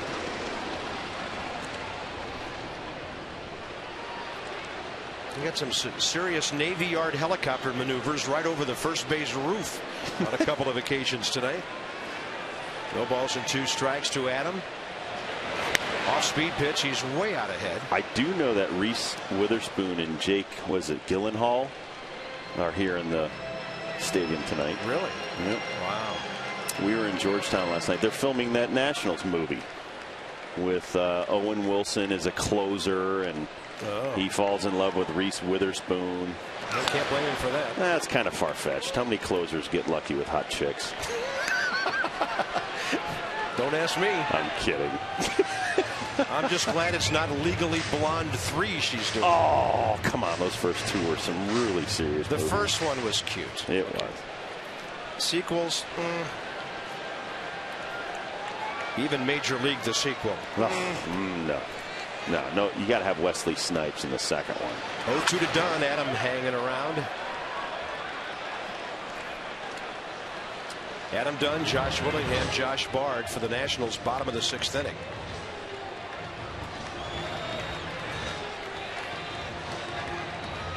Maybe John Kerry will be in the next president's race. Well, maybe not. Didn't quite make it. Yeah, maybe not. But you never know who's, might be in that Teddy costume to win a race some night. I'm hoping it's me. The man from Massachusetts knows how to run, that's for sure. It's up to our bosses to see if I can just do it for 15 minutes one day. Take down those other 3 guys. I can only imagine what would happen to them. See, there you go. There you go. We would have to call it the decapitated president's race. See, there you go. Stereotyping, profiling. It's terrible. It'll be a straight up race. All right. I'd love to see it. I'd pay to see it. I'll pay on the way out to see that one. 2-2 to Adam Dunn. 3-2 Red Sox lead here in the 6th. And Adam Dunn strikes out on a pitch upstairs. Number 6 for Brad Penny tonight. Join us Thursday, the Nationals tie drive. Yeah, you can drop off your new and worn ties in good condition at the center field gate from gate opening through the 4th inning. All ties and dress accessories collected will benefit Career Gear. This one I got on tonight's just about had it. That's a candidate.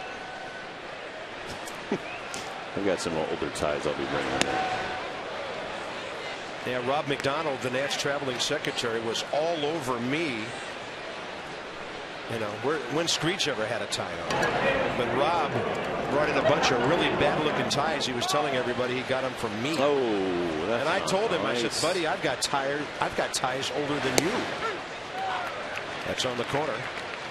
Willingham 0 for 1 with a walk.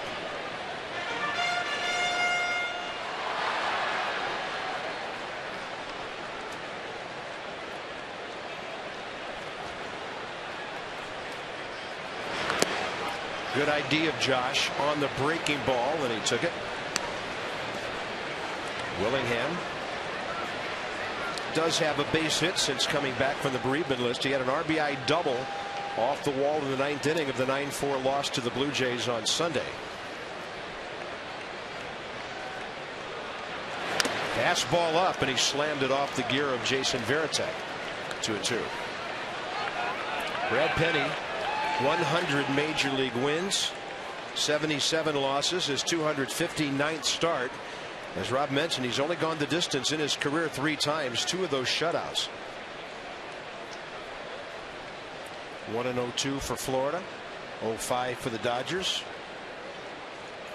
and one way back in 0-1 for the Marlins.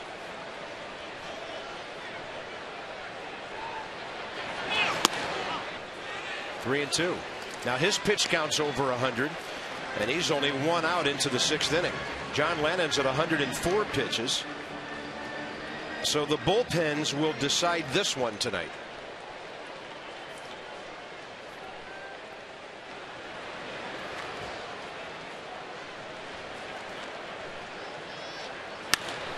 Willingham pops it up right side. Twilight time here.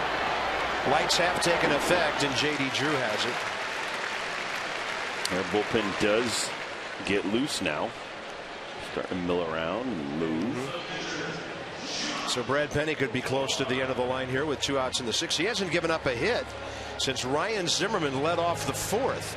We're going to wire Wednesday with Manny Acta tomorrow, presented by Verizon Wireless. And as Debbie Taylor mentioned earlier tonight, we'll cover the bases presented by the Home Depot Thursday with Willie Harris. I guarantee you Willie will be a lot of fun to have. And a breaking ball up and away to Josh Bard.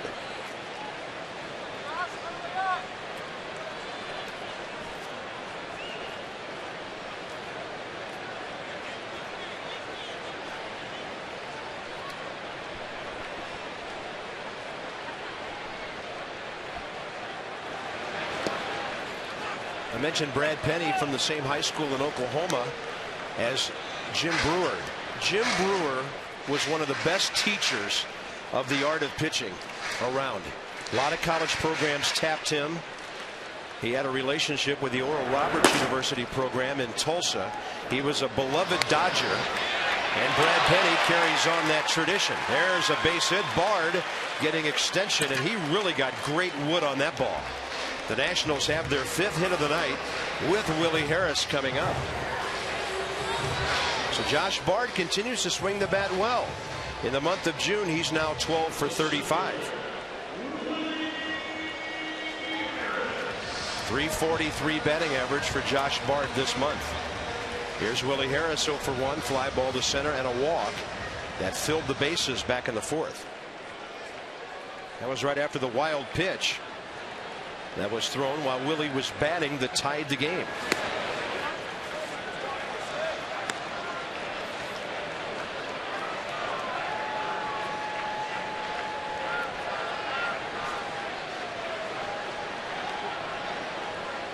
Willie Harris is not a home run hitter, but he'll surprise us by getting a hold of one every now and then.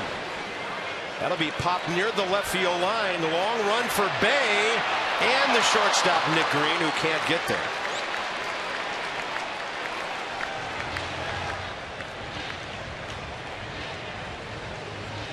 Well, this is a tough play for Nick Green because he knows that Bay's going to be coming down on him.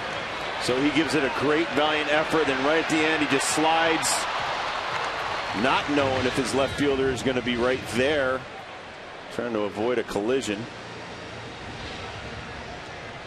But as Bob has told you many times, and I've told you, as an infielder, you have to charge that ball towards the outfield until you're called off. Yeah. And if you're getting in on the ball and then you haven't heard anything, it's probably a little disconcerting knowing that Jason Bay is running at full speed behind your back and you can't see him.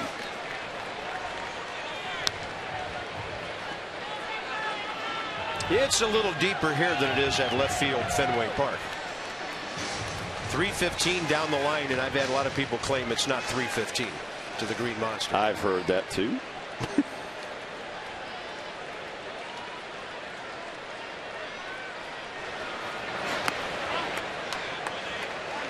2 balls and 2 strikes. Right at the 9 o'clock hour here, sold out Nationals Park in Washington, D.C. Masson HD, Bob Carpenter, Rob Dibble, Debbie Taylor, our outstanding Masson crew, and the Red Sox lead at 3-2, bottom of the 6th. They've out-hit the Nats 9-5. 2-2. 3-2, pardon me. And that will give Josh Bard a head start at first, which helps on a possible extra base hit. Anderson Hernandez next. If the inning goes behind him, the Nats would probably hit for John Lannon, who's at 104 pitches.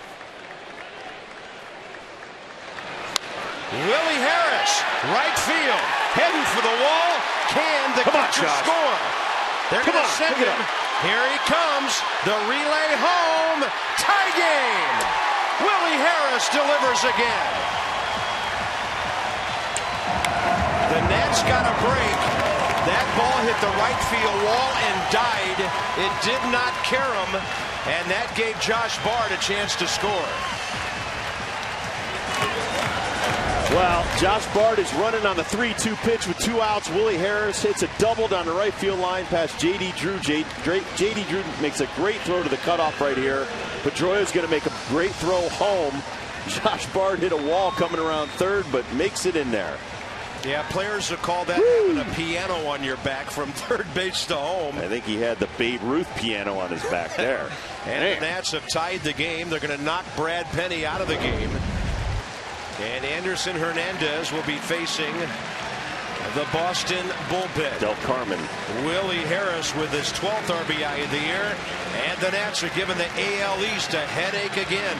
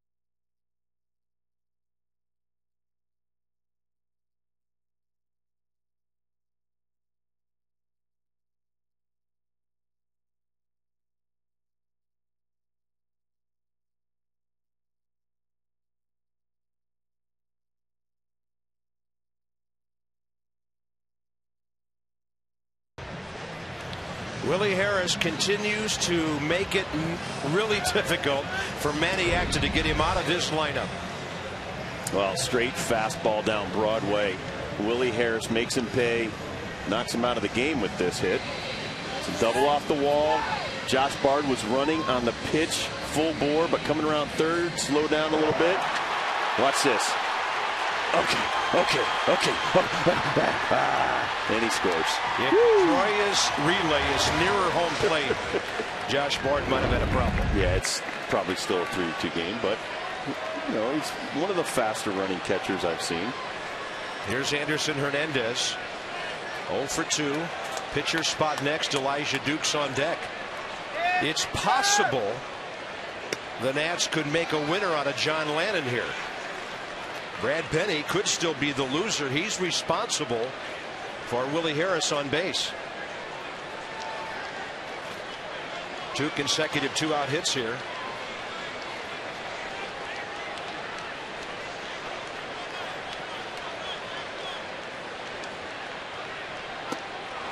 Del Carmen pulls the string on the left-handed batter. This guy pitched in 73 games last year with a 3.27 ERA. This is his 28th appearance this year and a very stingy 2.25. Now he's one of the best setup guys in the business. Throwing Okajima and Papelbon and Saito. 2-1. Formidable bullpen. Why did Manny Del Carmen's name keep popping up in relation to Nick Johnson recently? I think they're both related to Larry Boa, something like that. They are not. That was a rumor floated out there. But there are teams who need a first baseman a lot worse than the Red Sox do.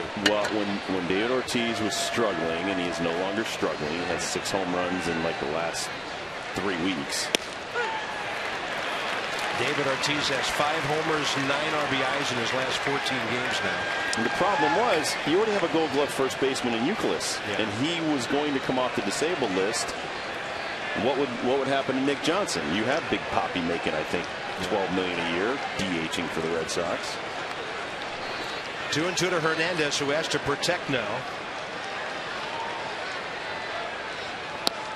Oh, that was close. Low inside, ball 3. That one had the crowd oohing and eyeing, and the Nats a chance to extend the inning down to the number 9 spot. Pretty good 2-2 pitch right here. A running 2-seam fastball in front of Hernandez. Did not get the call. Tim Cheetah. Those spots where left-handers usually like the ball.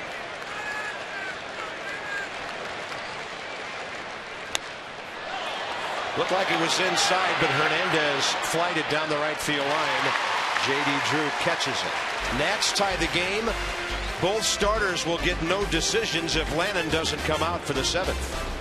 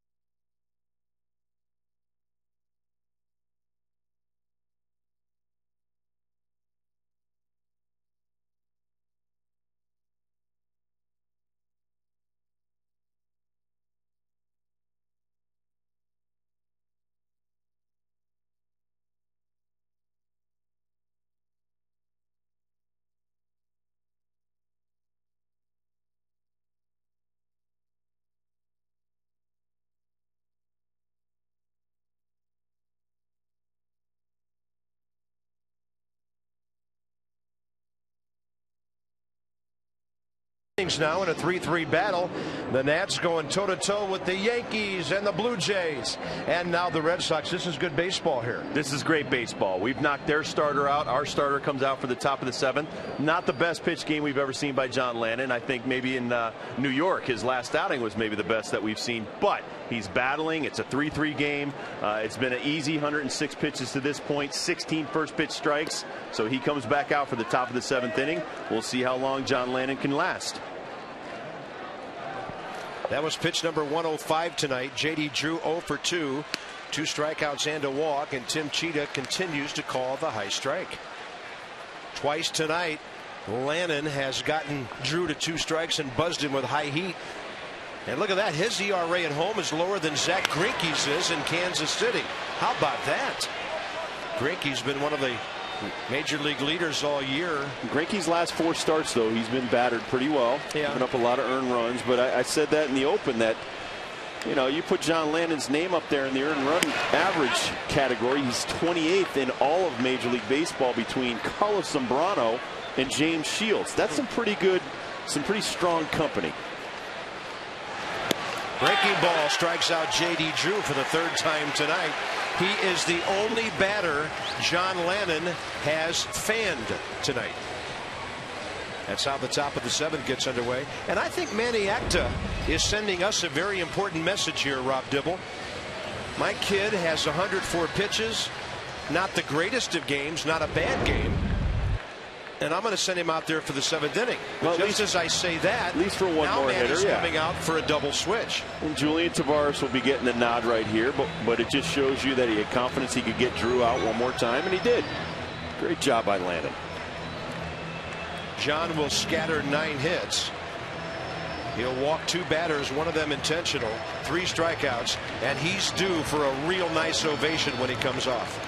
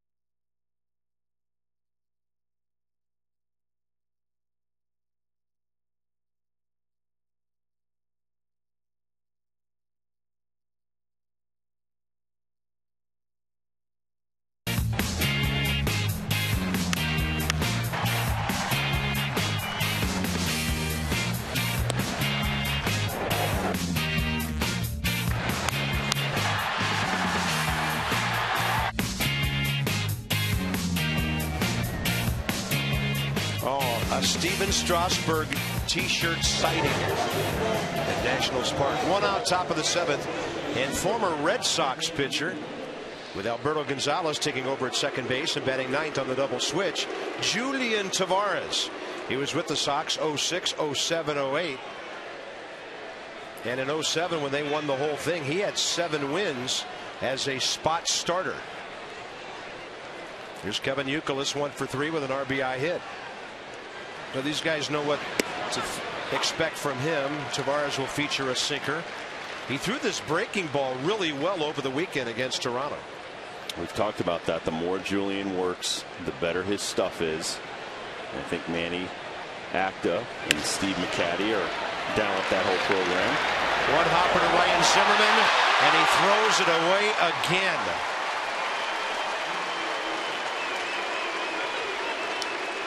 Ryan Zimmerman's 9th error of the year, 8 of them on throws. Talked about this when he has too much time to think about it. The slower running Kevin Youkilis, you see him double clutch, tap his glove a couple of times, and then not have great mechanics on the throw. Look at this tap. Short hop. And he always misses to the outfield side of first base. Watch, he's going to tap the glove right here. Got too much time. Tap. And then he's going to kind of drop that shoulder open, throw it underneath. It's almost like you see like 3 fingers coming off the ball. Well, he's got it's to step almost and like throw. a changeup. But it's just like they teach a pitcher that catches the ball coming off the mound. You step and throw to first base like a crow hop and get over the top. and throw it as hard as you can. And when you try to take something off and get it over there and try to aim it a little bit, that's when the throws go awry. If it wasn't for Ryan's throws, he would far and away at this stage of the season be the favorite for the Gold Glove at third base in this league. I count one glove error he's made this year.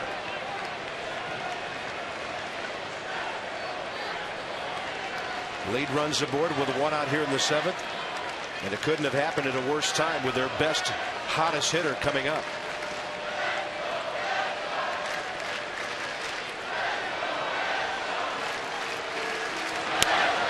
They will sky it right side. Nobody will reach it. Nick gives it a great try, though. Yep. And if you're Julian Tavares, though, right here, you're thinking, if I can get a ground ball or I can get a pop-up or strikeout right here, try to pick up the defense that's been doing an excellent job picking up the pitching staff when they make a mistake. Can really help the ball club out in this situation.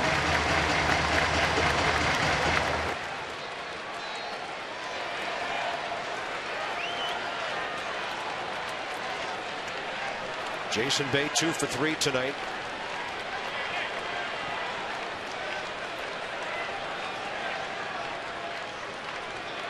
Runner goes. Great jump. Luckily for the Nats, Bay fouls it off. Kevin Youkilis had second base stolen. And he's all smiles. Yeah, he knew he had it. He has stolen 4 in 5 attempts this year. The Red Sox have stolen 55 bases, 4th in the American League.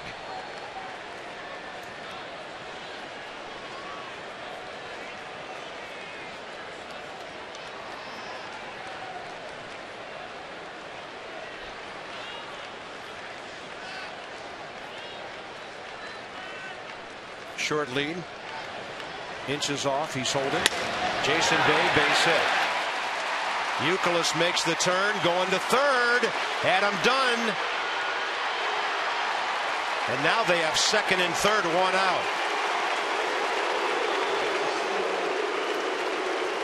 Jason Bay is 3 for 4. Even when he doesn't hit the ball well, it's dropping in for him. And that error really hurts. Well, it's a very good curveball by Julian, but Bay gets the better of him. And then Dunn comes up, short hop to Zim.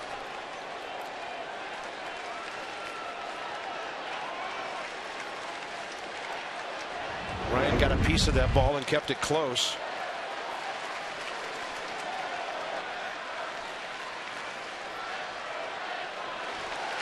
Here's Mike Lowell. First base open, but a left-hander Veritek on deck. They're going to walk him anyway and then bring in a left-hander Ron Vallone to make Veritek bat right-handed again.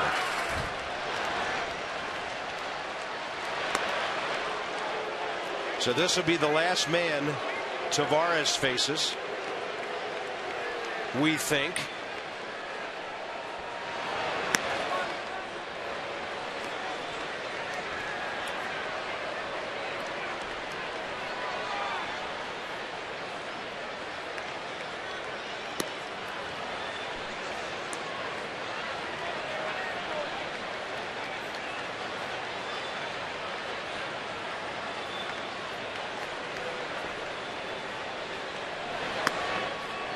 Bases loaded, 1 out.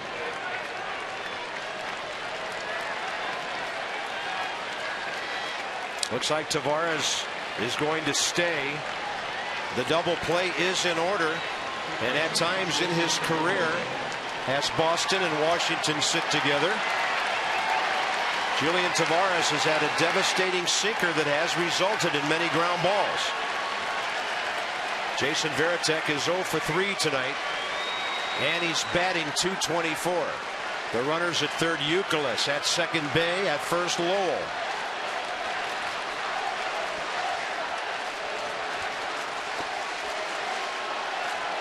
Sounds like a college crowd as they try to shout each other down.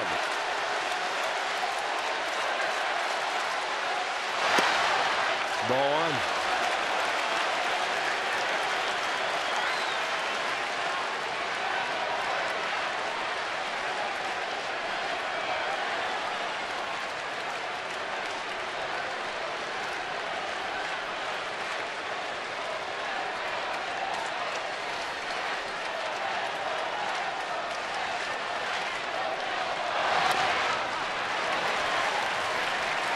Everything Tavares throws is darting, moving, diving. Well, it's really hard not to pound the ball into the dirt against him. Well, he does not have that overpowering fastball anymore, so he has to make it move. That was a very good slider or slurve. Threw him a sidearm changeup, which I wasn't a fan of on that first pitch, but I don't think Varitek was expecting it.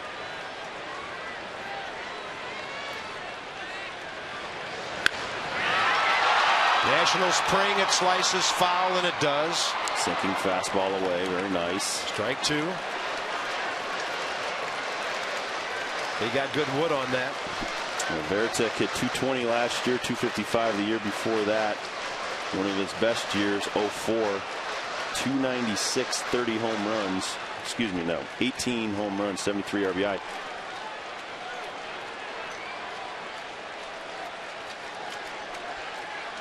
Very clutch hitter, though. Has hit some big clutch home runs for the Red Sox, some big clutch hits.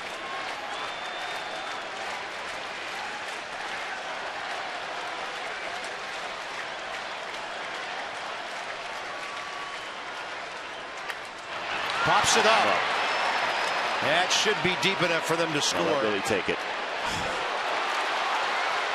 Adam Dunn throws it into third, and that'll be an unearned run. I'm not sure why Adam Dunn didn't let Willie Harris take that. Adam had no shot. Willie might have taken a shot, but I think it was too deep for either of them. They don't possess great outfield arms. No, neither one's going to throw anybody out at the plate, but at least Willie Harris, and that did hold the runner at second base. Willie Harris is running in on this ball. Adams going away from the plate. You'll see Willie circling the ball. He's calling for it. Adam takes it. Throws it to third. Euclid scores easily, and that's going to do it for Tavares. Ron Vallone will come in to pitch to the left-hander Jacoby Ellsbury. Tavares could be the loser and deserves a better fate.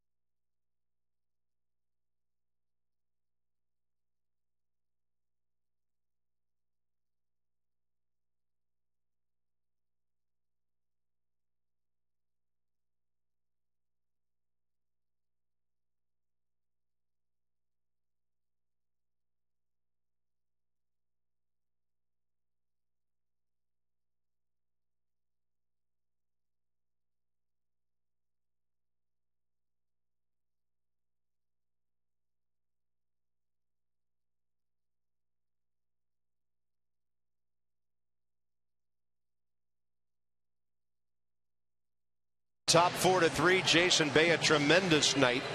A homer, 2 singles, an RBI, 2 runs. Ryan Zimmerman, 2 hits, 2 runs, but a very costly error here in the 7th. And Jacoby Ellsbury, wow, 3 for 3, and he's coming up against Ron Vallone. Red Sox have runners at first and second as Vallone brings his 1.77 ERA in.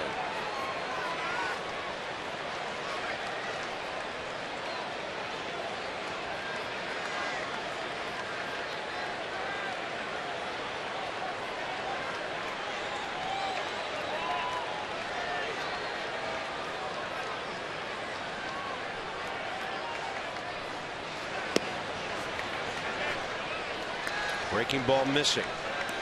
Ellsbury started the night at 301.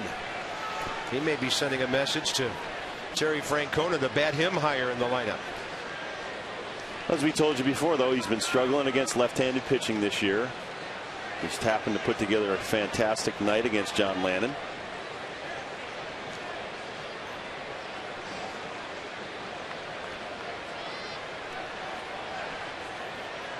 Pretty respectable against left-handers at 274. The 1-0 from Vallone, a good hack, and it's fouled straight back. 1 ball, 1 strike. Ron Vallone, one of the busiest Nats pitchers now, 26th appearance. Beimel, Hanrahan, and Tavares all in the low 30s.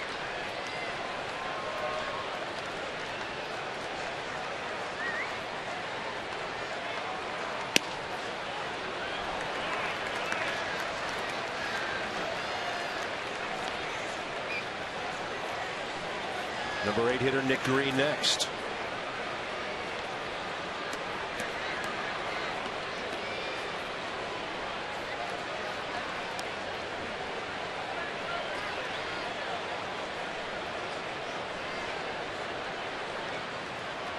Vallone slowing things down as he often will.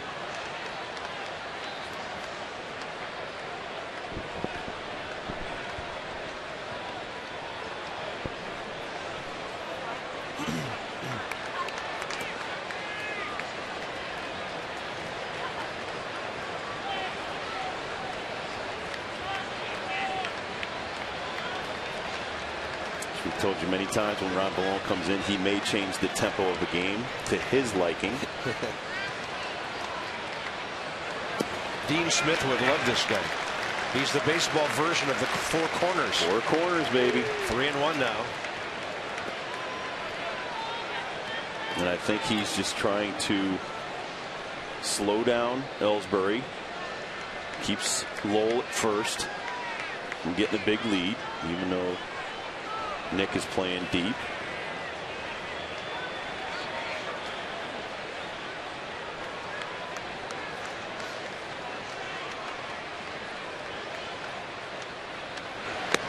Walked him and the bases are loaded. Ellsbury on for the 4th time tonight. Number 8 hitter Nick Green. He's 0 for 2 with an intentional walk. So we fill up all the boxes with base runners again. Jason Bay at third, Lowell at second, Ellsbury at first, and the hitter is Nick Green. He's the 7th Boston batter this inning. And if Ron Vallone doesn't get him, this will really be difficult. Out to center field. Here comes Willie Harris. On the run, he's got it. You hit it near him, he's going to catch it. The Red Sox, prior to the 7th inning stretch, get an unearned run. Only 1 hit in the inning, couple of walks, and it's still a 1-run game.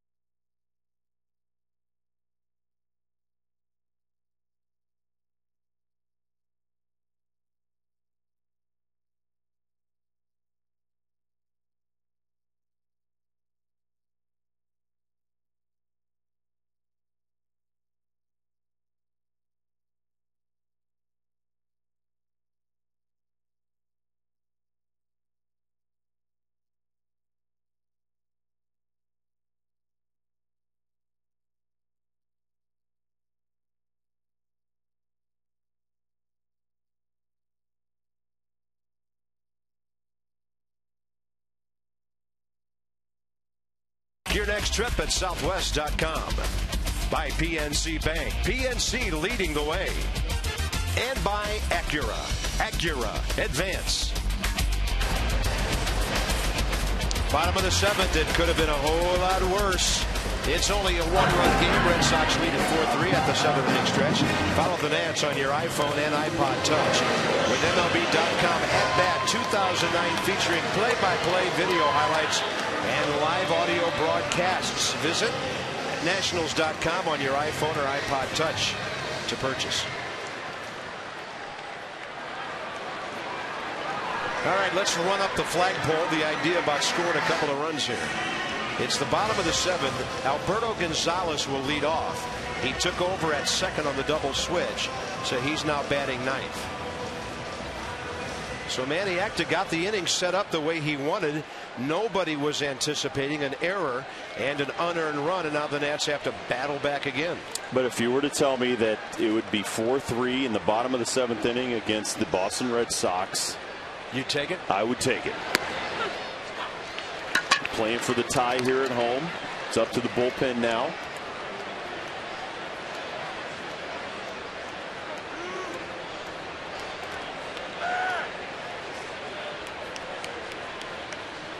One to Gonzalez. Nasty breaking ball, just missing. Alberto's been good with the bat, hitting .329, 27 for 82 in 29 games. A homer, 12 RBIs.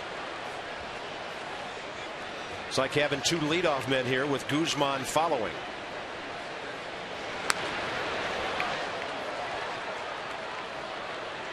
Christian Guzman 1 for 3 with a bunt base hit.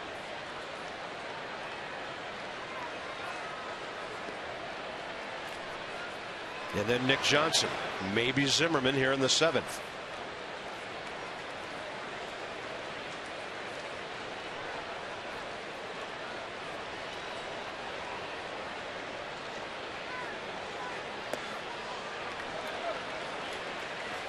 Mets are still trailing St. Louis at home 1-0. They're in the 6th. Other teams in our division 10-1 the Phillies at Tampa Bay. Chase Utley and John Mayberry Jr. have hit home runs. Atlanta leads the Yankees 3-0. 7th inning down in Georgia. Totally overthrew that one. And the Marlins lead the Orioles 6-3 in the bottom of the 8th. Down in Florida, Matt Wieters has hit his 2nd homer for the O's. Hanley Ramirez his 10th.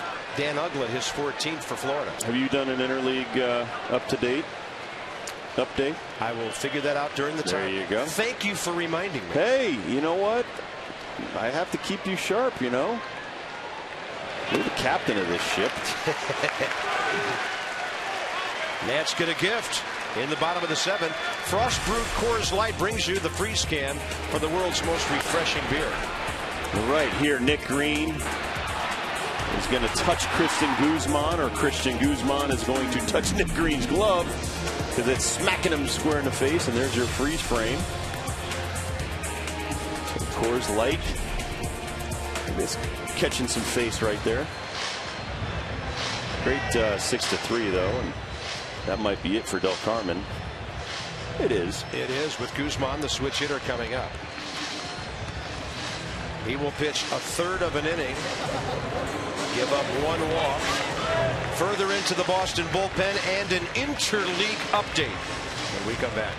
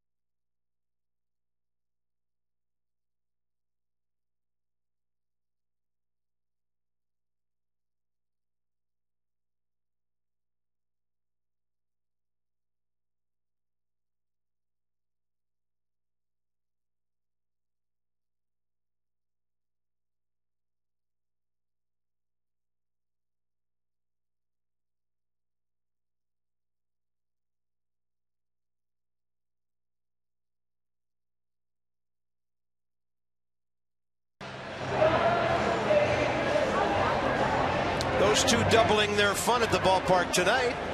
What a great crowd. 41,517 at the ballpark tonight. It is a sellout. Beautiful sight and a good ball game. Let's see if the Nats can make another comeback. 1 on, 1 out, bottom 7. Guzman coming up, and the left-hander, 33-year-old Hideki Okajima for the Red Sox. 32nd game and a good ERA. Spent almost 10 seasons with the Yomiuri Giants over in Japan. The Yankees of Japan, they've often been called. He's done an excellent job for the Red Sox as a bridge to Papelbon. Chip Wells.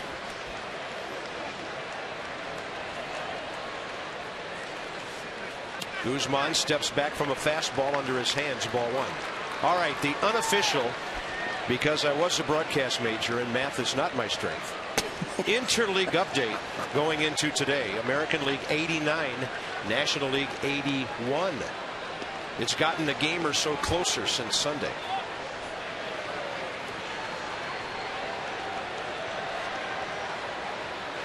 This is probably the most competitive the National League has been in several years. Let's see this guy's deceptive delivery. He throws his body and then the ball kind of goes poof. When it shoots out of his hand, he looks away when he pitches. How about that? Talk about touch and feel for the zone. First year, 66 games, a 2.2 ERA, but 69 innings, 50 hits, 17 walks, 63 Ks. Guzman! And that's a double play. Oh. Gonzalez caught off of first. And third base defense has had a big influence on this game the last 15 minutes. Wow, he doesn't throw overly hard, and right there you see ball coming in. Christian Guzman hits a shot to Mike Lowell, who's an excellent third baseman. Big target at 6'5", and Gonzalez is just dead at first base. Yeah, you cannot let yourself get picked off in that situation. That's just like the pitcher picking you off. Base is empty, 2 outs. Nick Johnson, the hitter. Well, I think this last inning has been a great microcosm of the Nats season. When you don't make a play, it hurts. And then when their guy makes a play and you wander too far, it really hurts. Look at that fielding percentage with 1,000 games under your belt. Higher than Brooks Robinson, believe it or not. No, he's an outstanding third baseman. But he's only won 1 Gold Glove in his career. He's also battled cancer, beaten cancer. Yeah, that was back in '99. Was supposed to be the throw-in part of the deal with Josh Beckett in the Hanley Ramirez trade, and has been excellent. In fact, he was the World Series MVP a couple of years ago.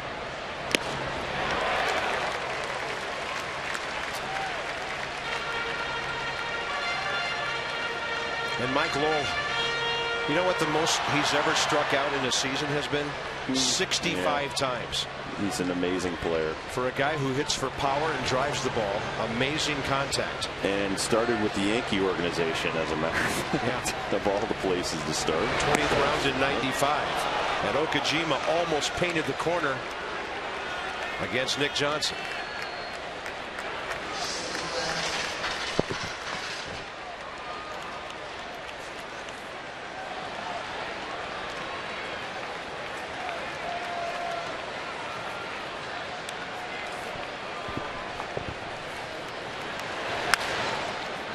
Mike Lowell has this one.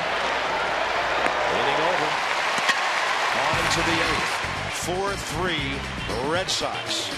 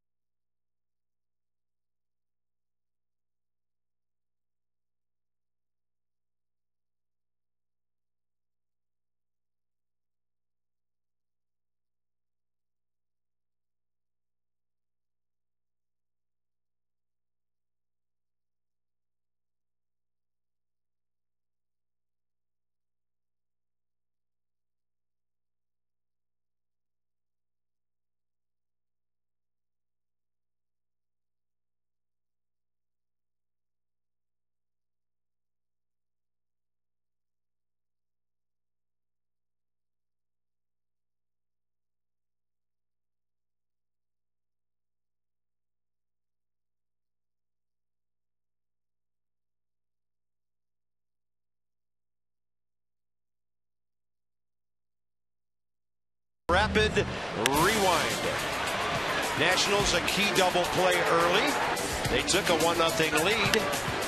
Ryan Zimmerman a base hit. Adam Dunn a double to drive him home. Red Sox would have a quick answer with the Jason Bay solo homer in the second. He is on fire. A wild pitch got the Nats back even in the fourth inning. Willie Harris got the Nats back even in the sixth inning. And then some costly defense by the Nats. Red Sox lead it. AT&T, the nation's fastest 3G network. Your world delivered. Yeah, throwing error by Ryan Zimmerman, and then the sac fly by Jason Varitek. That's the difference. An unearned run. Yep.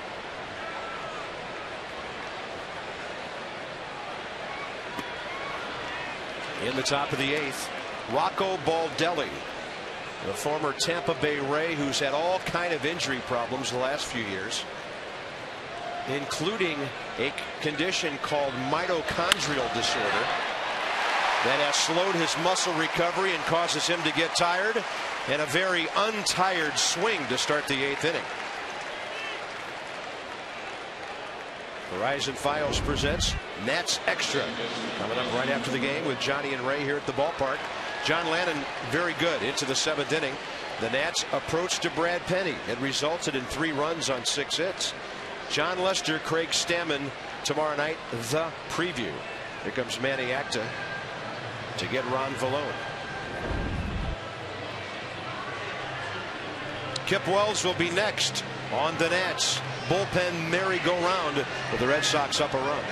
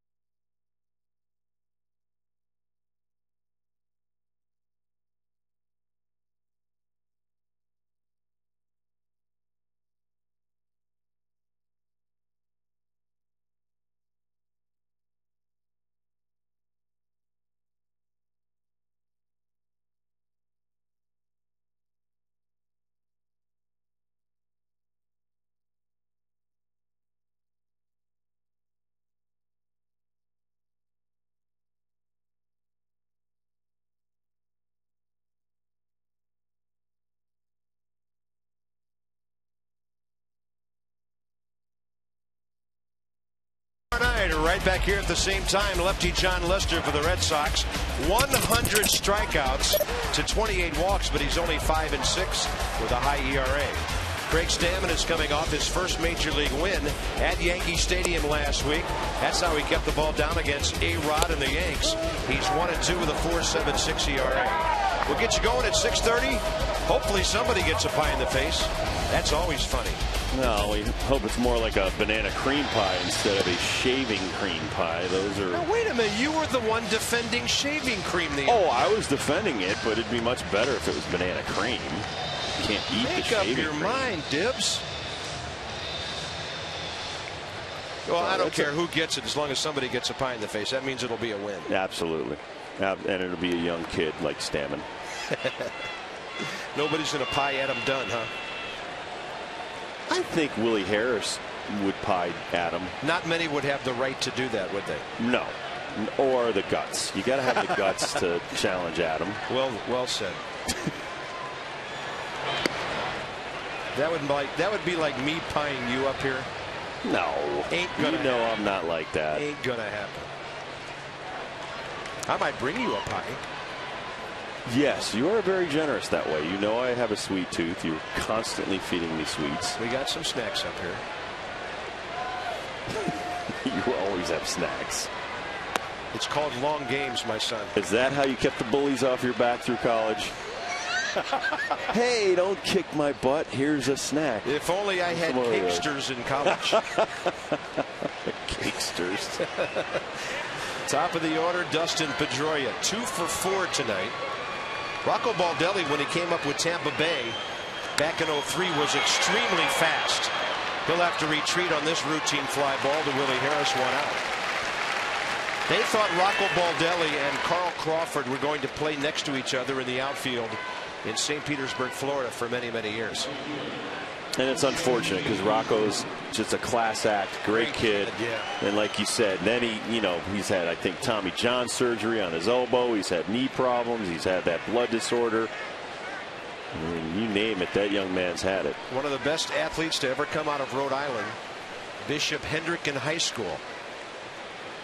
Next hitter is J.D. Drew. He was all-state in baseball, basketball, and volleyball. And in one event, won a state championship in indoor track. Rocco Baldelli. He's still only 27 years of age. Yep. Maybe he gets healthy for a couple of years and becomes a really good player again. Takashi Saito, Rob Dibble's ERA guy. we may have you two together in the same sentence for the second time tonight. Oh, yes. That would be nice. They picked him up from the Dodgers in the offseason, just like they picked Baldelli up from the Tampa Bay Rays. As a free agent. Met him in the World Series last year in the playoffs. And wonderful young man. 3-0 on J.D. Drew. 1 on 1 out. The Nationals trying to keep this a 1-run game. This 8th inning is crucial because Zimmerman, Dunn, and Willingham are the do-ups in the 8th. Steve McCaddy, Jim Riggleman, Manny Acta, they all know how important it is to keep the Red Sox off the board here. Rocco Baldelli right up there, 1946 to present, all rookie American League rookie hits leader, 184 hits as a rookie. He was number 3 in the Rookie of the Year voting behind Angel Baroa and Hideki Matsui, who some considered a rookie and some really didn't.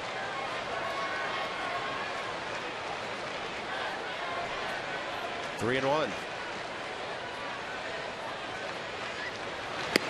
Walked him, 2 on 1 out. Now you've got Youkilis and Bay coming up. The worst possible time for Kip Wells to walk a hitter. Kevin Youkilis has had a big part of this game tonight. Lots of runners stranded.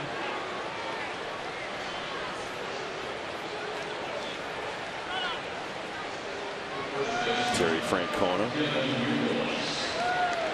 I actually got to know him about 22 years ago, 23 years ago, at one of my first major league spring trainings with the Reds. He was still in the major leagues at that point.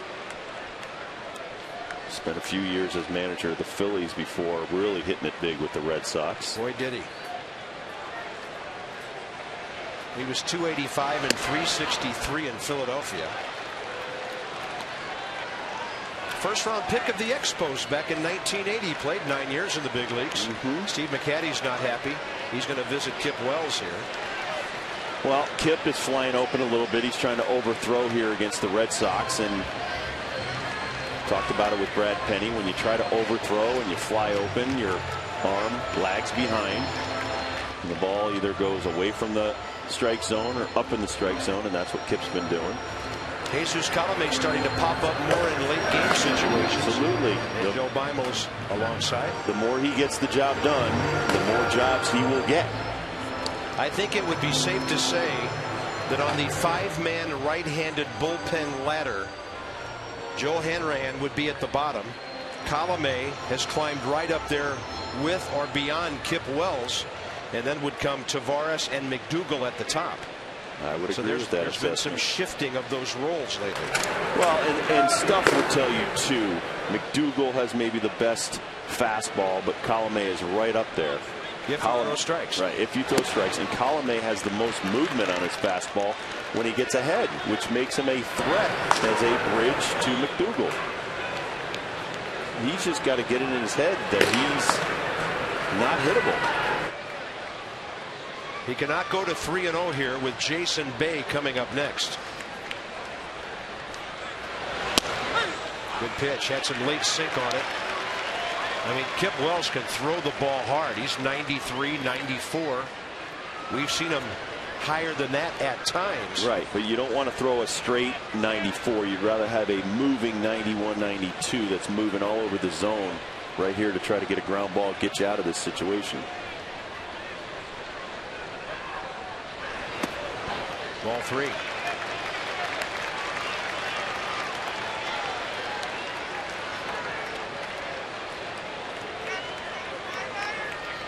You definitely don't want to make a mistake to Kevin Youkilis. He has home run potential.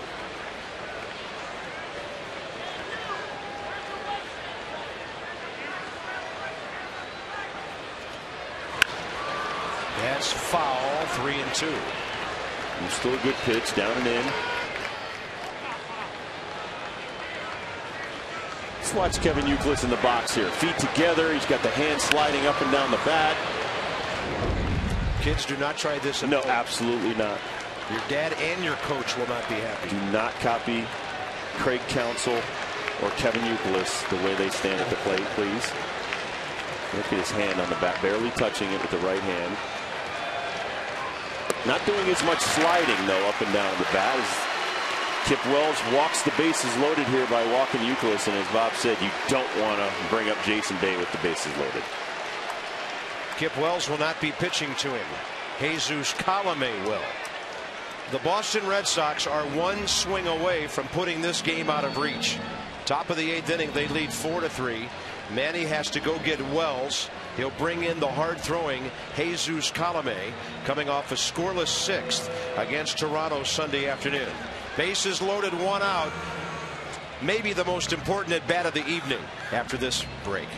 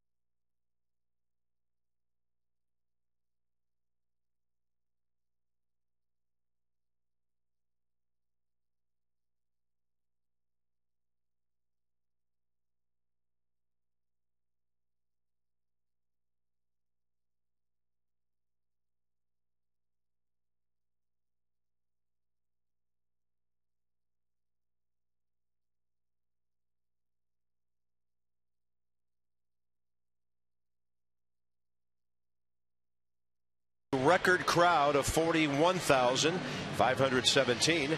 The Cal Ripken All-Stars, the Valley League All-Stars. It's the Mid-Atlantic Classic, July 15th. Regency Stadium in Waldorf. It's less than a month away. Come out and catch the Stars at tomorrow. It's all on Mass and HD if you can't make it to the game. Game time 7:05. Home Run Derby 5:30. Admission is free. They'll take your donation. Ripken SR for senior. collegebaseball.org or 410-588-9900.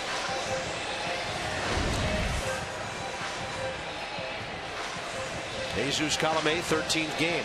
ERA still high, but we're liking him a little more, Rob, every time we see him. Well, the more he throws strikes and the more he works ahead, the tougher he has been lately. And we have said this before. With his stuff, Manny Acta would love Jesus Colome to put himself as a bridge to McDougal. Out there with Joe Beimel and Ron Vallone, Julian Tavares. And Rob, he has no choice here. He has to challenge Jason Bay. Bases loaded, 1 out. Well, and you're hoping for that 97 moving fastball that he throws about 3/4, a little bit below 3/4, and maybe get Bay to pop it up. Or even better, a ground ball right at somebody and maybe turn a double play. Infield at double play depth. Zimmerman, Johnson even with their bags. And Colome's best pitch is strike one when he gets it.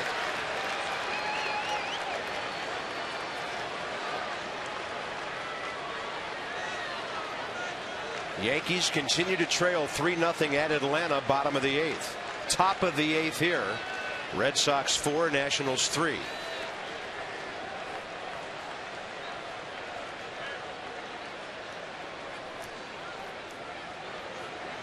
Target away. Now it's 0-2. You saw how late Jason Bay was on that fastball, and even a fastball away, he's late and he pops it up, and you win that battle, and you get 2 outs. Steve McCatty and I had a conversation about one of the most important things as a reliever is to leave runners on base. So inherited runners, like I believed when I was a player, is one of your most important jobs. Leave all 3 of those guys out there. He will get a lot of respect out of Steve McCatty and Manny Acta.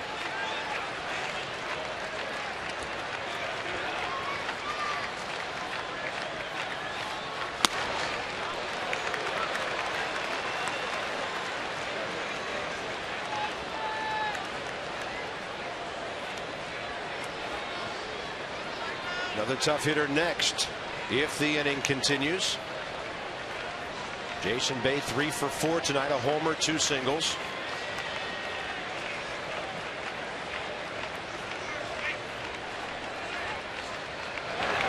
Colin goes to the corner, and Tim Cheetah doesn't give it to him. 2-2. You're not going to see many more pitches. Better than this is a 1-2 slider right on the black. Beautiful pitch. I don't even know how you take that pitch. Do it again.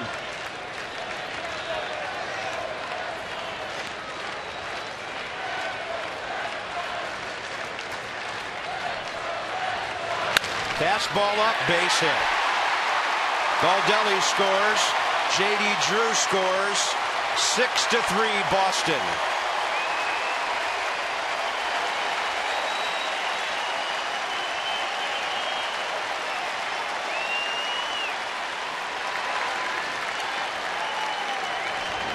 Well, it's a fastball up in the zone. You see Bard reach up to catch it, and Jason Bay just hits a ground ball right through between third and short, and that one hurt. 3 runs off the bullpen now, one of them unearned, and it's first and second, still 1 out. Mike Lowell, the hitter.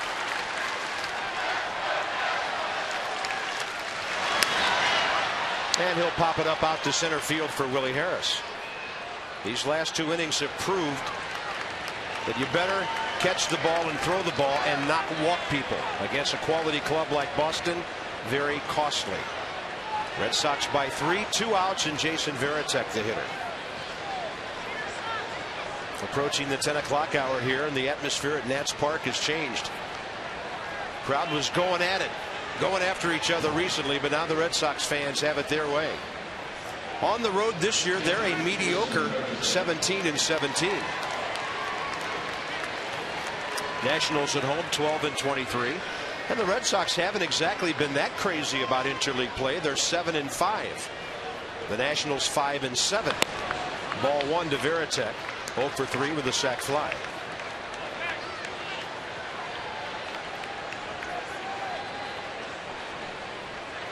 When you hit the nail on the head, you can't give a good ball club like the Red Sox, who lead the American League East, extra outs and make mistakes, because it's going to cost you. They take advantage of those mistakes. They've manufactured runs at times today. Kevin Youkilis is a very solid base runner.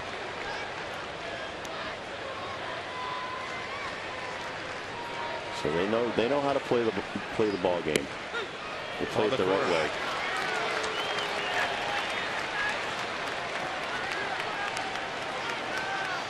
You know, the Yankees have a bunch of high-priced sluggers. I think the difference between Boston and New York, with the exception of Derek Jeter, is that these guys play together so much better. Yep, definitely a team. I mean, who scares you more, some of the Yankee hitters or some of these guys? Some of these guys, because they're situational hitters. Yeah. I mean, Jason Bay right there, he could have been swinging for a home run. He wasn't. He was just trying to put the ball in play off a very hard throw in column A, and he got 2 runs for his ball club. And like you said, they're starting to break it open a little bit. Whereas maybe the Yankees strike out in that situation or pop it up or hitting a ground ball double play. Because somebody's trying to hit a grand slam. That's right.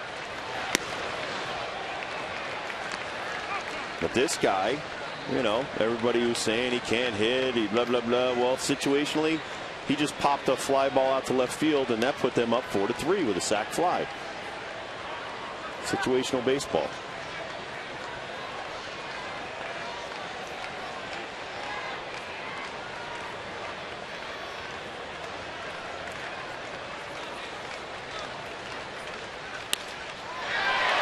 Guzman can't get it. Varitek drives in another run. Red Sox lead 7-3.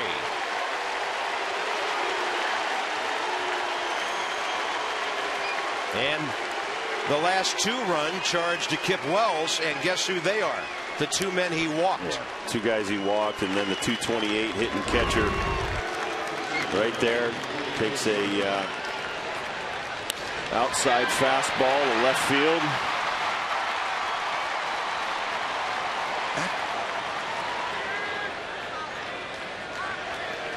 Great Exmo right there. Christian Guzman just about 2 inches from catching that ball.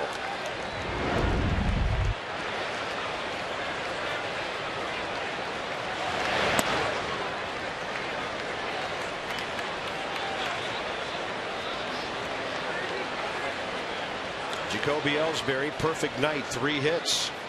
One of them a triple, an RBI, a steal, a walk.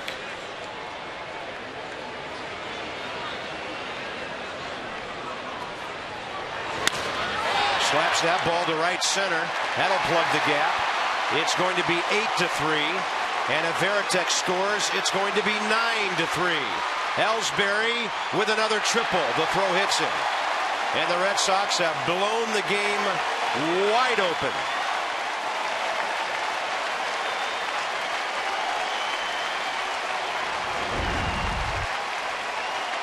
Well, Ellsbury is hitting the ball really well.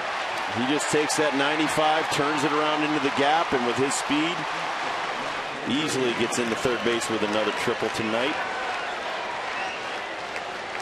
It's hitting the back with the throw.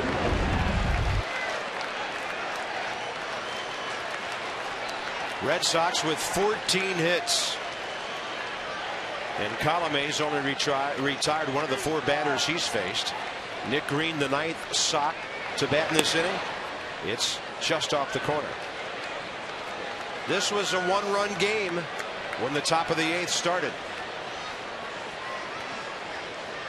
Rocco Baldelli pinch hit to start this inning. He might get another at bat.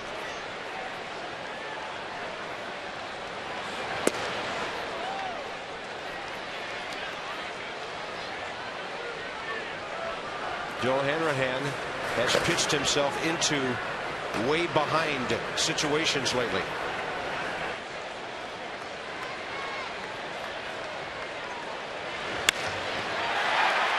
Now it's 10-3 Boston. And a serious step back for Jesus Colome.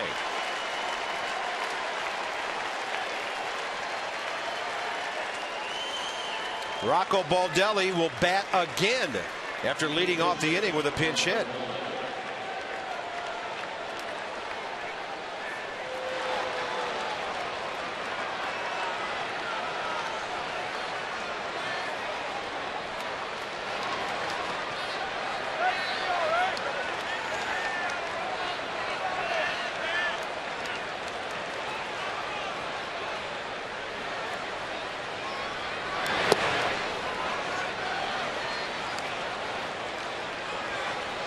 I don't know if you can narrow it down to one throw from third to first tonight. No, I would say that was the defining when moment. Ryan Zimmerman threw that ball away, the whole atmosphere of this game changed.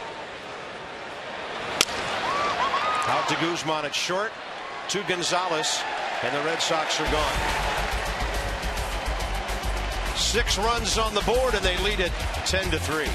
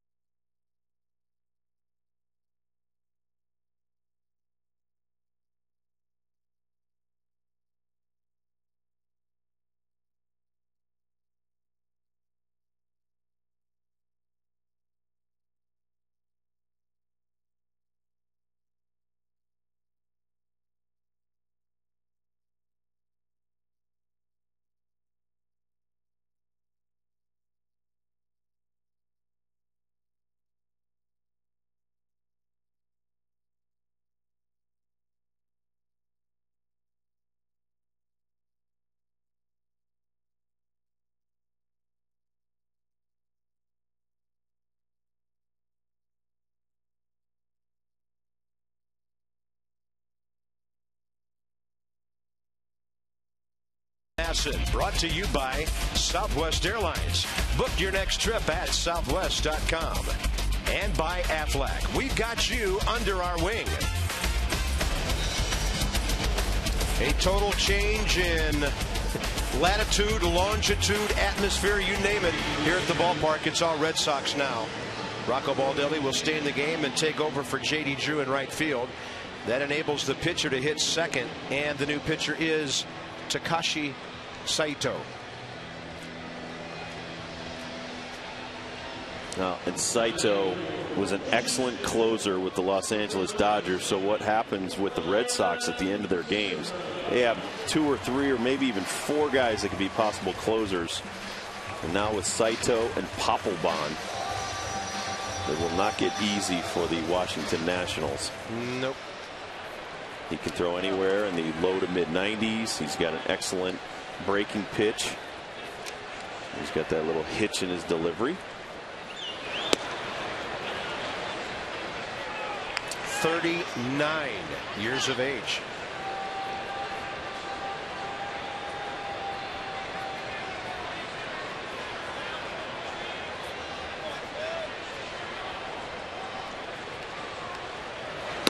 Well, if there's a positive for Ryan Zimmerman, he's starting to come out of his slump.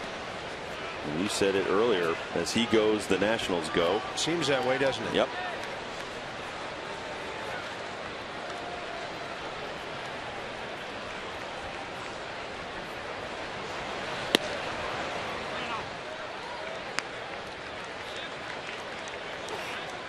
Just remember, here's Takashi Saito's delivery. You see that little hitch in there, another little stop and go. A lot of deception going on there if you're a hitter.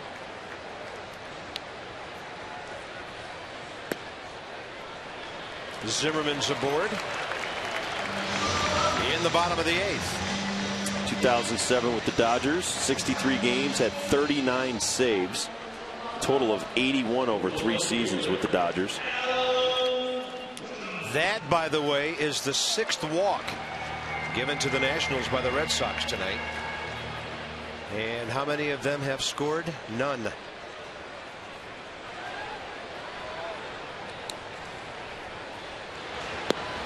Sharp breaking ball to Adam Dunn, 1 for 3.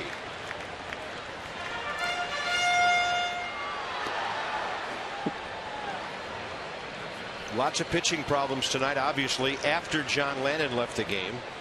But not to be overlooked the fact that the offense isn't producing much still.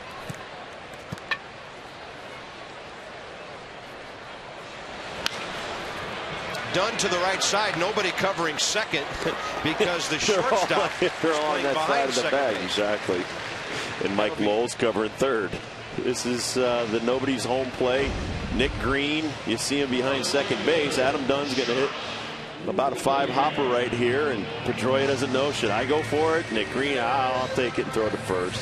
I just wonder, in a closer game, would Terry Francona have had Lowell in more of a shortstop position? So he could cover second on a double play. We've seen Zimmerman turn double plays against Ryan Howard when the Nats are in a shift. Here's Josh Willingham, 1 on 1 out, runner at second.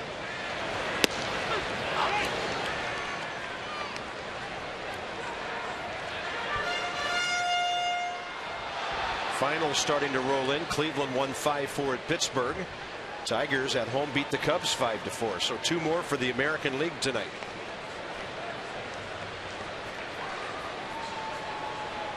Phillies doing their part, 10-1 in the 9th inning at Tampa Bay.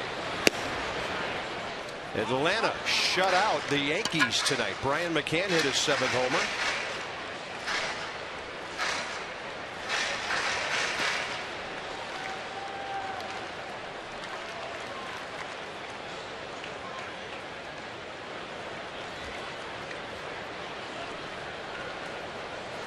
One ball, one strike.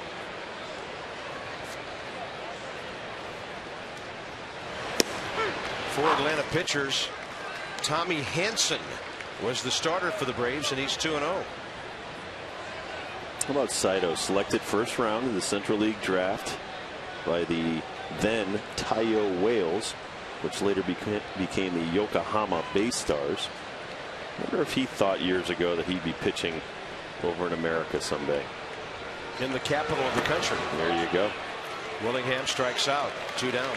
There's that great breaking ball I talked about. He's got a low 90s fastball. He's got so many hitches and little hiccups in the middle of that delivery. And you just saw Josh Willingham, a solid major league hitter, not look too well on the breaking ball. Orioles got 2 in the 8th, 3 in the 9th at Florida, and they've tied the Marlins 6-6 with the Marlins batting bottom of the 9th. So that's pretty much it for the National League East clubs tonight, except for the Mets, who trailed the Cardinals 3-0 in the bottom of the 7th at Citi Field.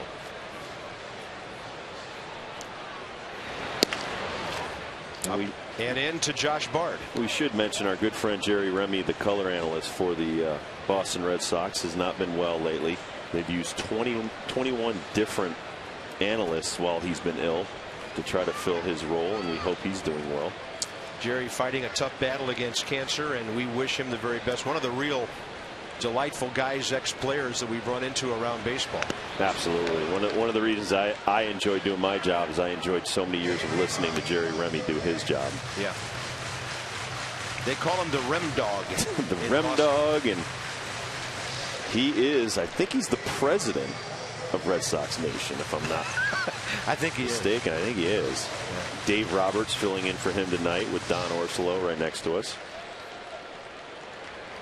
Willie Harris waiting.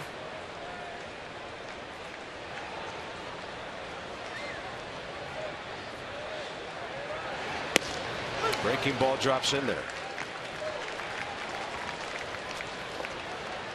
So who's the mayor of Natstown? You. Are we a nation yet? You're the mayor. I'm the police chief. And my personal bodyguard, I might add. Welcome to my jail. If you're thinking about giving me a hard time, you got to deal with my boy here. 1 and 2. And Joe's my deputy.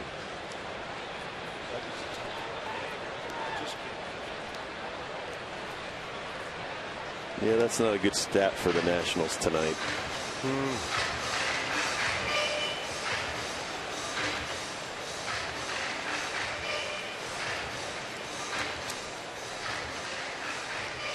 2 and 2 to Bard. Josh has walked, singled, and scored tonight.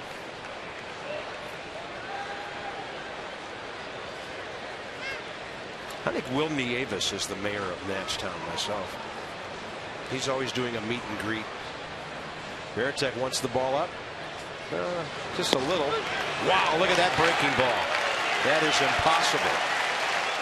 Bard is gone. Saito walks 1, strikes out 2 into the 9th. It's all Red Sox.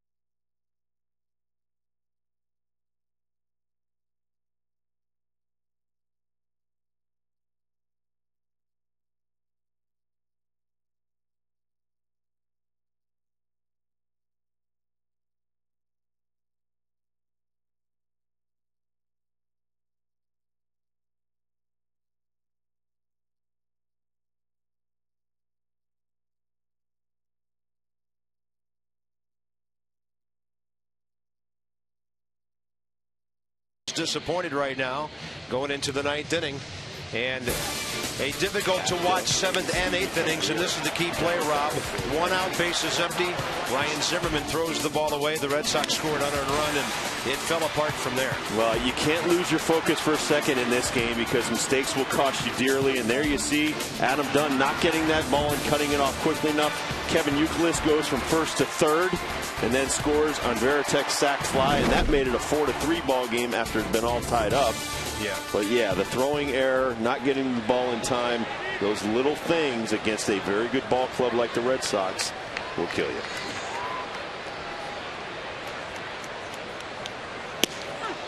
You know, and did that error cause the 6 runs in the 8th inning? No. But it led to that inning after all the momentum had shifted.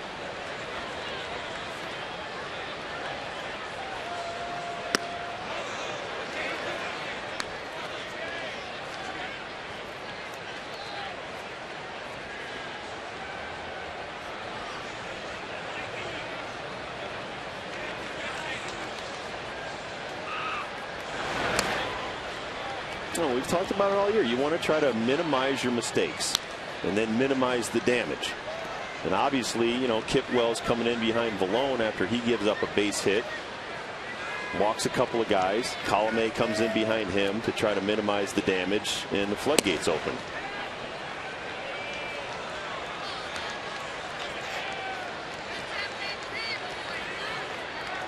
Dustin Pedroia. Then the pitcher's spot. Mark Kotsay will be the pinch hitter.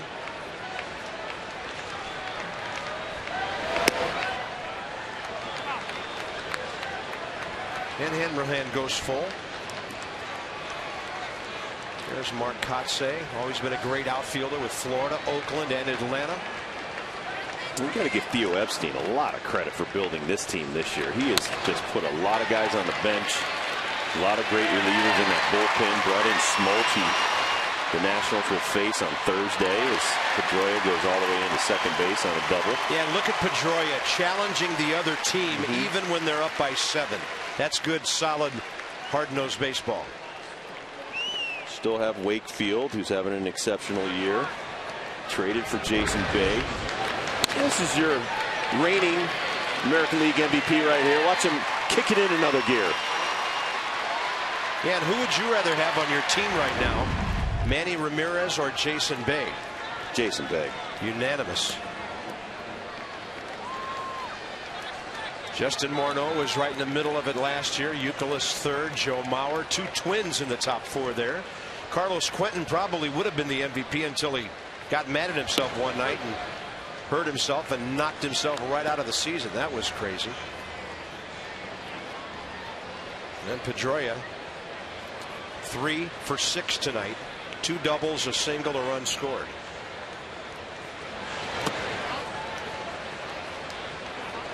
Look at Theo Epstein. Brought in Brad Penny and Saito, both from the Dodgers, who went to the playoffs last year. Bring in maybe future Hall of Famer John Smoltz, that if you can get anything off of him. And we'll find out Thursday how good he looks. Rocco Baldelli was in the World Series last year.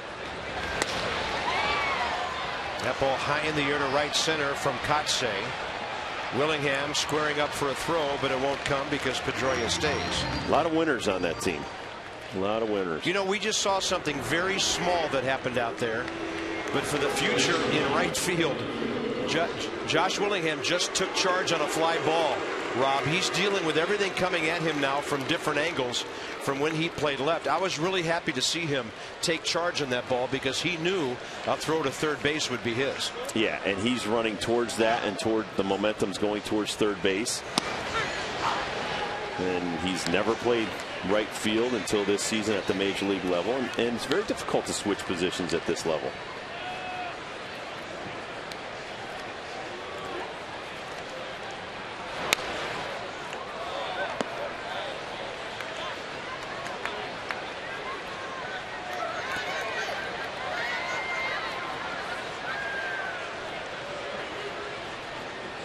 Kevin Youkilis, 1 for 4, RBI hit, a walk, 2 runs. That ball traveled about 56 feet. John Lester, 100 strikeouts in 86 innings, and Craig Stammen here tomorrow night. Right back here on Masson HD. Nats Extra pregame, Johnny and Ray at 6:30.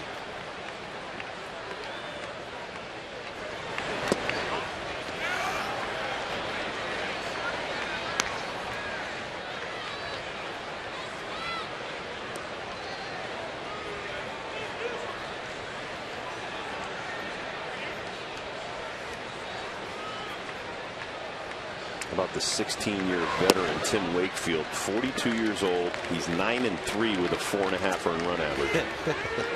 Throwing that knuckleball up there. Yeah. He'd go to the bullpen, he'd start in 2 or 3 days. So many useful tools on that Red Sox team. It's hard to believe when you consider that when the Pirates made their really good 2-year playoff run in the early 90s, Tim Wakefield was a youngster just coming up with that ball club. That was like 17 years ago. Wakefield's run support 8.12. Hanrahan's going to be scored on again. A double. A double. It's 11-3. And right now the Nats bullpen can't get anybody out. This one got ugly. Well, top of the 7th. One thing, if you looked at our bullpen tonight, they had been working ahead in the count. They've been behind in the count all night.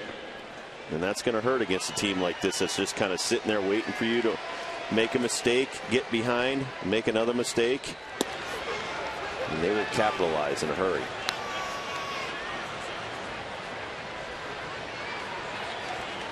Get that night.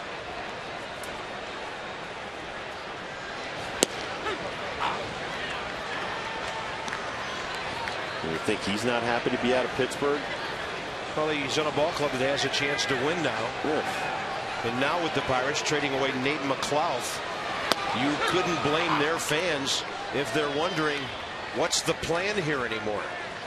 I mean, these are young guys. Now, Bay did come from San Diego in the Giles deal, Brian Giles. But Nate McLouth pretty much homegrown, and they have to be wondering what's going on with these guys. A great breaking ball right there by Hanrahan. Second out of the inning here in the 9th, and Mike Lowell will be next. 1-2 breaking ball right there. Great slider. Great rotation as it breaks at the hitter and then over the plate.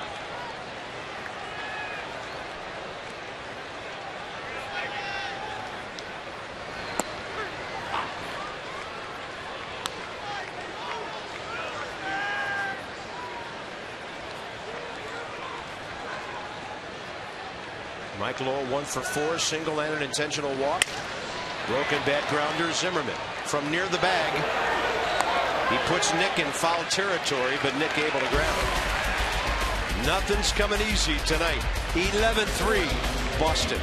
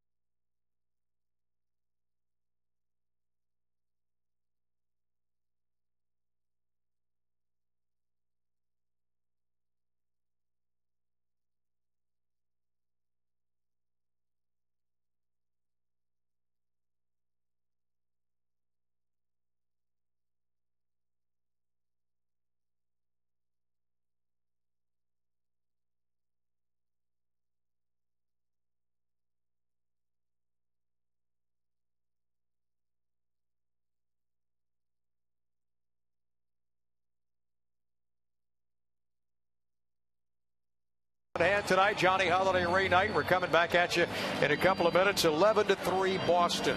Whoa. And all in a hurry. Johnny just bullpen. Whoa. You know, walk in, a couple of guys. We made the error that got everything kind of rolling, but nobody able to get anybody else. 8 hits, 8 runs from the bullpen tonight. The last 2 nights, you had some numbers. How many? 30 hits? I'm going to save that for later on. Oh, okay. 30 hits in 2 Somewhere up there. I think Bob and Rob put it best when they said the Red Sox have got a solid team, and they come to play every single night. They play hard, don't they? Everybody gets dirty and plays the game the way it's supposed to play. Go back to the guys upstairs. See you in a couple of minutes. Thank you, Johnny. Thank you, Ray. Nats Extra post game presented by Verizon Fios. Straight ahead. Daniel Bard's 14th game of the year. He's from Houston. No relation that we know of to Josh Bard. A Red Sox second pick. Pardon me. They had a couple of picks in the first round in the 06 draft, and they took him 28th overall, only his 3rd professional season. Willie Harris, Austin Kearns, and there's Dusty Brown, who will give Jason Varitek an inning off. Dusty Brown's been in the minor league for over 8 years after being the 1,052nd player taken in the draft back in 2000. Good for him.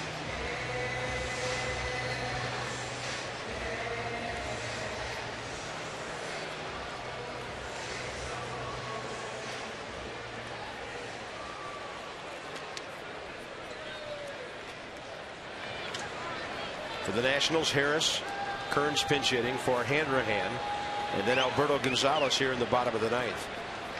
And Rob, it's just very disappointing to lay an egg in front of your all-time record crowd.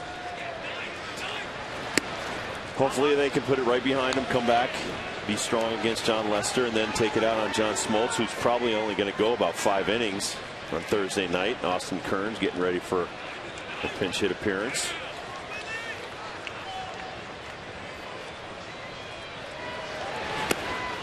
Willie Harris tonight, the big hit for the Nats. A 2-out double back in the 6th that tied the game at 3.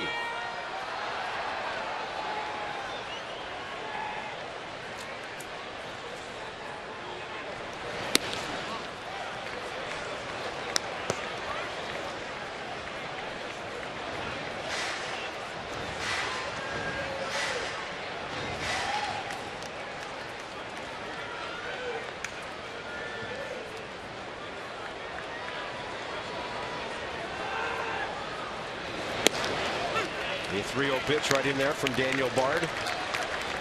And this is another thing that the Red Sox have done a wonderful job too, Bob. When they allow a free agent to go, they can retool from their minor league system. If you look at a lot of the first-round picks that they've brought up over the years.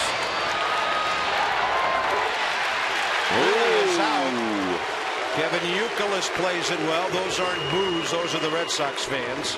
And it's one out here in the night. Tough luck for Willie Harris. Yeah, Lester's a homegrown guy. Papelbon's a homegrown guy. Ellsbury, Pedroia. I mean, they've just been able to, keep retooling with great guys. Youkilis right there knocks the ball down, finds his pitcher, makes a great throw to first. Bard doing a great job getting to the bag early and then setting up his target.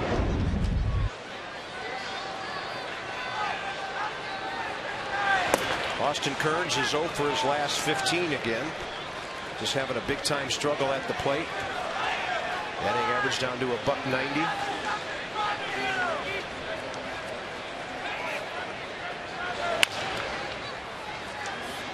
This kid was a #1 pick out of the University of North Carolina in 06.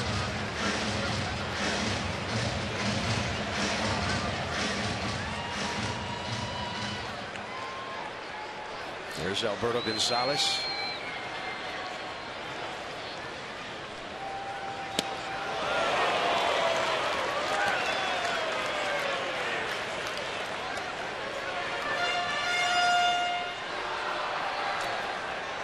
Grandstand tickets go on sale $4:45 tomorrow. When they're gone, standing room, 1,000 of them go on sale. But you can always call 888-632-NATS. Get the latest ticket information. And if you have your credit card handy, you can reserve tickets over the phone or online if they're available. Well, the game ending with a thud, but the atmosphere in this ballpark for 6 innings or so was really good tonight. Kearns will get a little blue pin, and he needs that badly. Fights one off, a base hit going the other way. Good for him.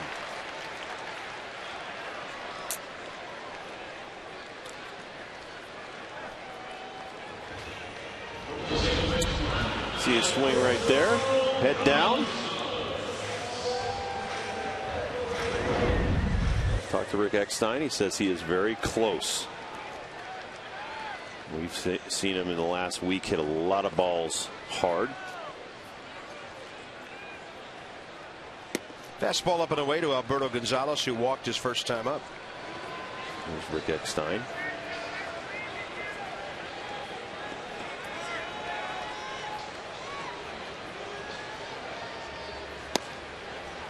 Two 2-0.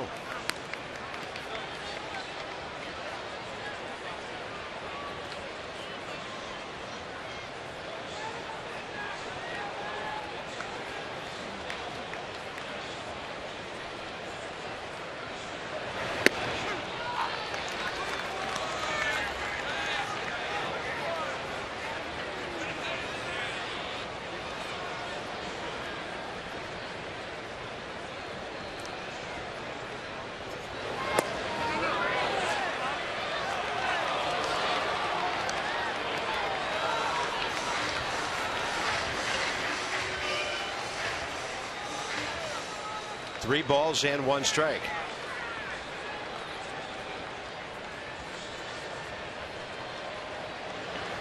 Up and in.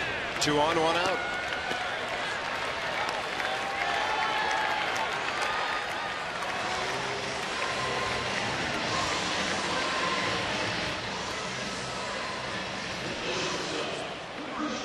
Top of the order, Christian Guzman.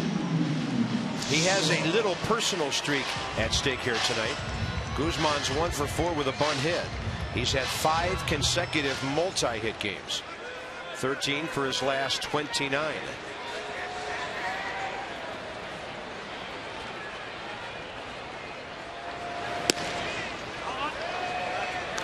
Phillies closed out that 10-1 win at Tampa Bay. The Mets were shut out by St. Louis at home tonight, 3-0. And the Marlins beat the Orioles with a run in the bottom of the ninth, 7-6, after giving up 5 in the 8th and 9th. And the Yankees were shut out, as we mentioned, at Atlanta. So that's it for how the National League East did tonight. Red Sox will be 5 up on the Yankees after tonight, unless the Nats stage an interleague miracle here. That's a breaking ball that stays up and in, 2-1. As I told you, Papelbon was a 4th round pick in 03. Pedroia was a 2nd round pick in 04.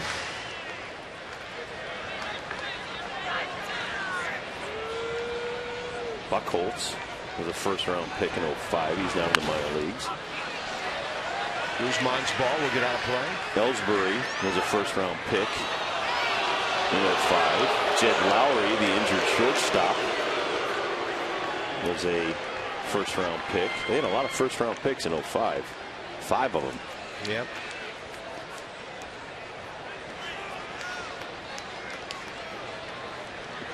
Did you mention Youkilis? Youkilis, 8th rounder. 8th rounder years ago. Veritek was actually acquired from Seattle. Yeah. Even though he never played for them in the major leagues.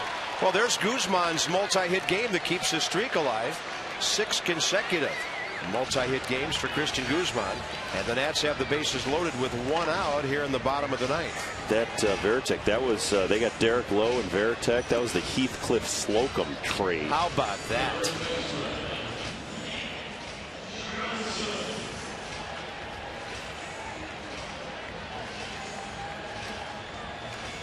Somebody in Seattle needed to be in trouble for that one. This is true.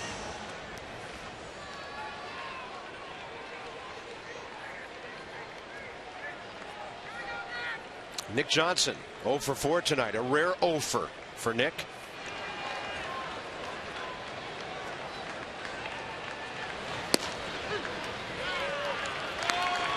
Daniel Bard gets a strike.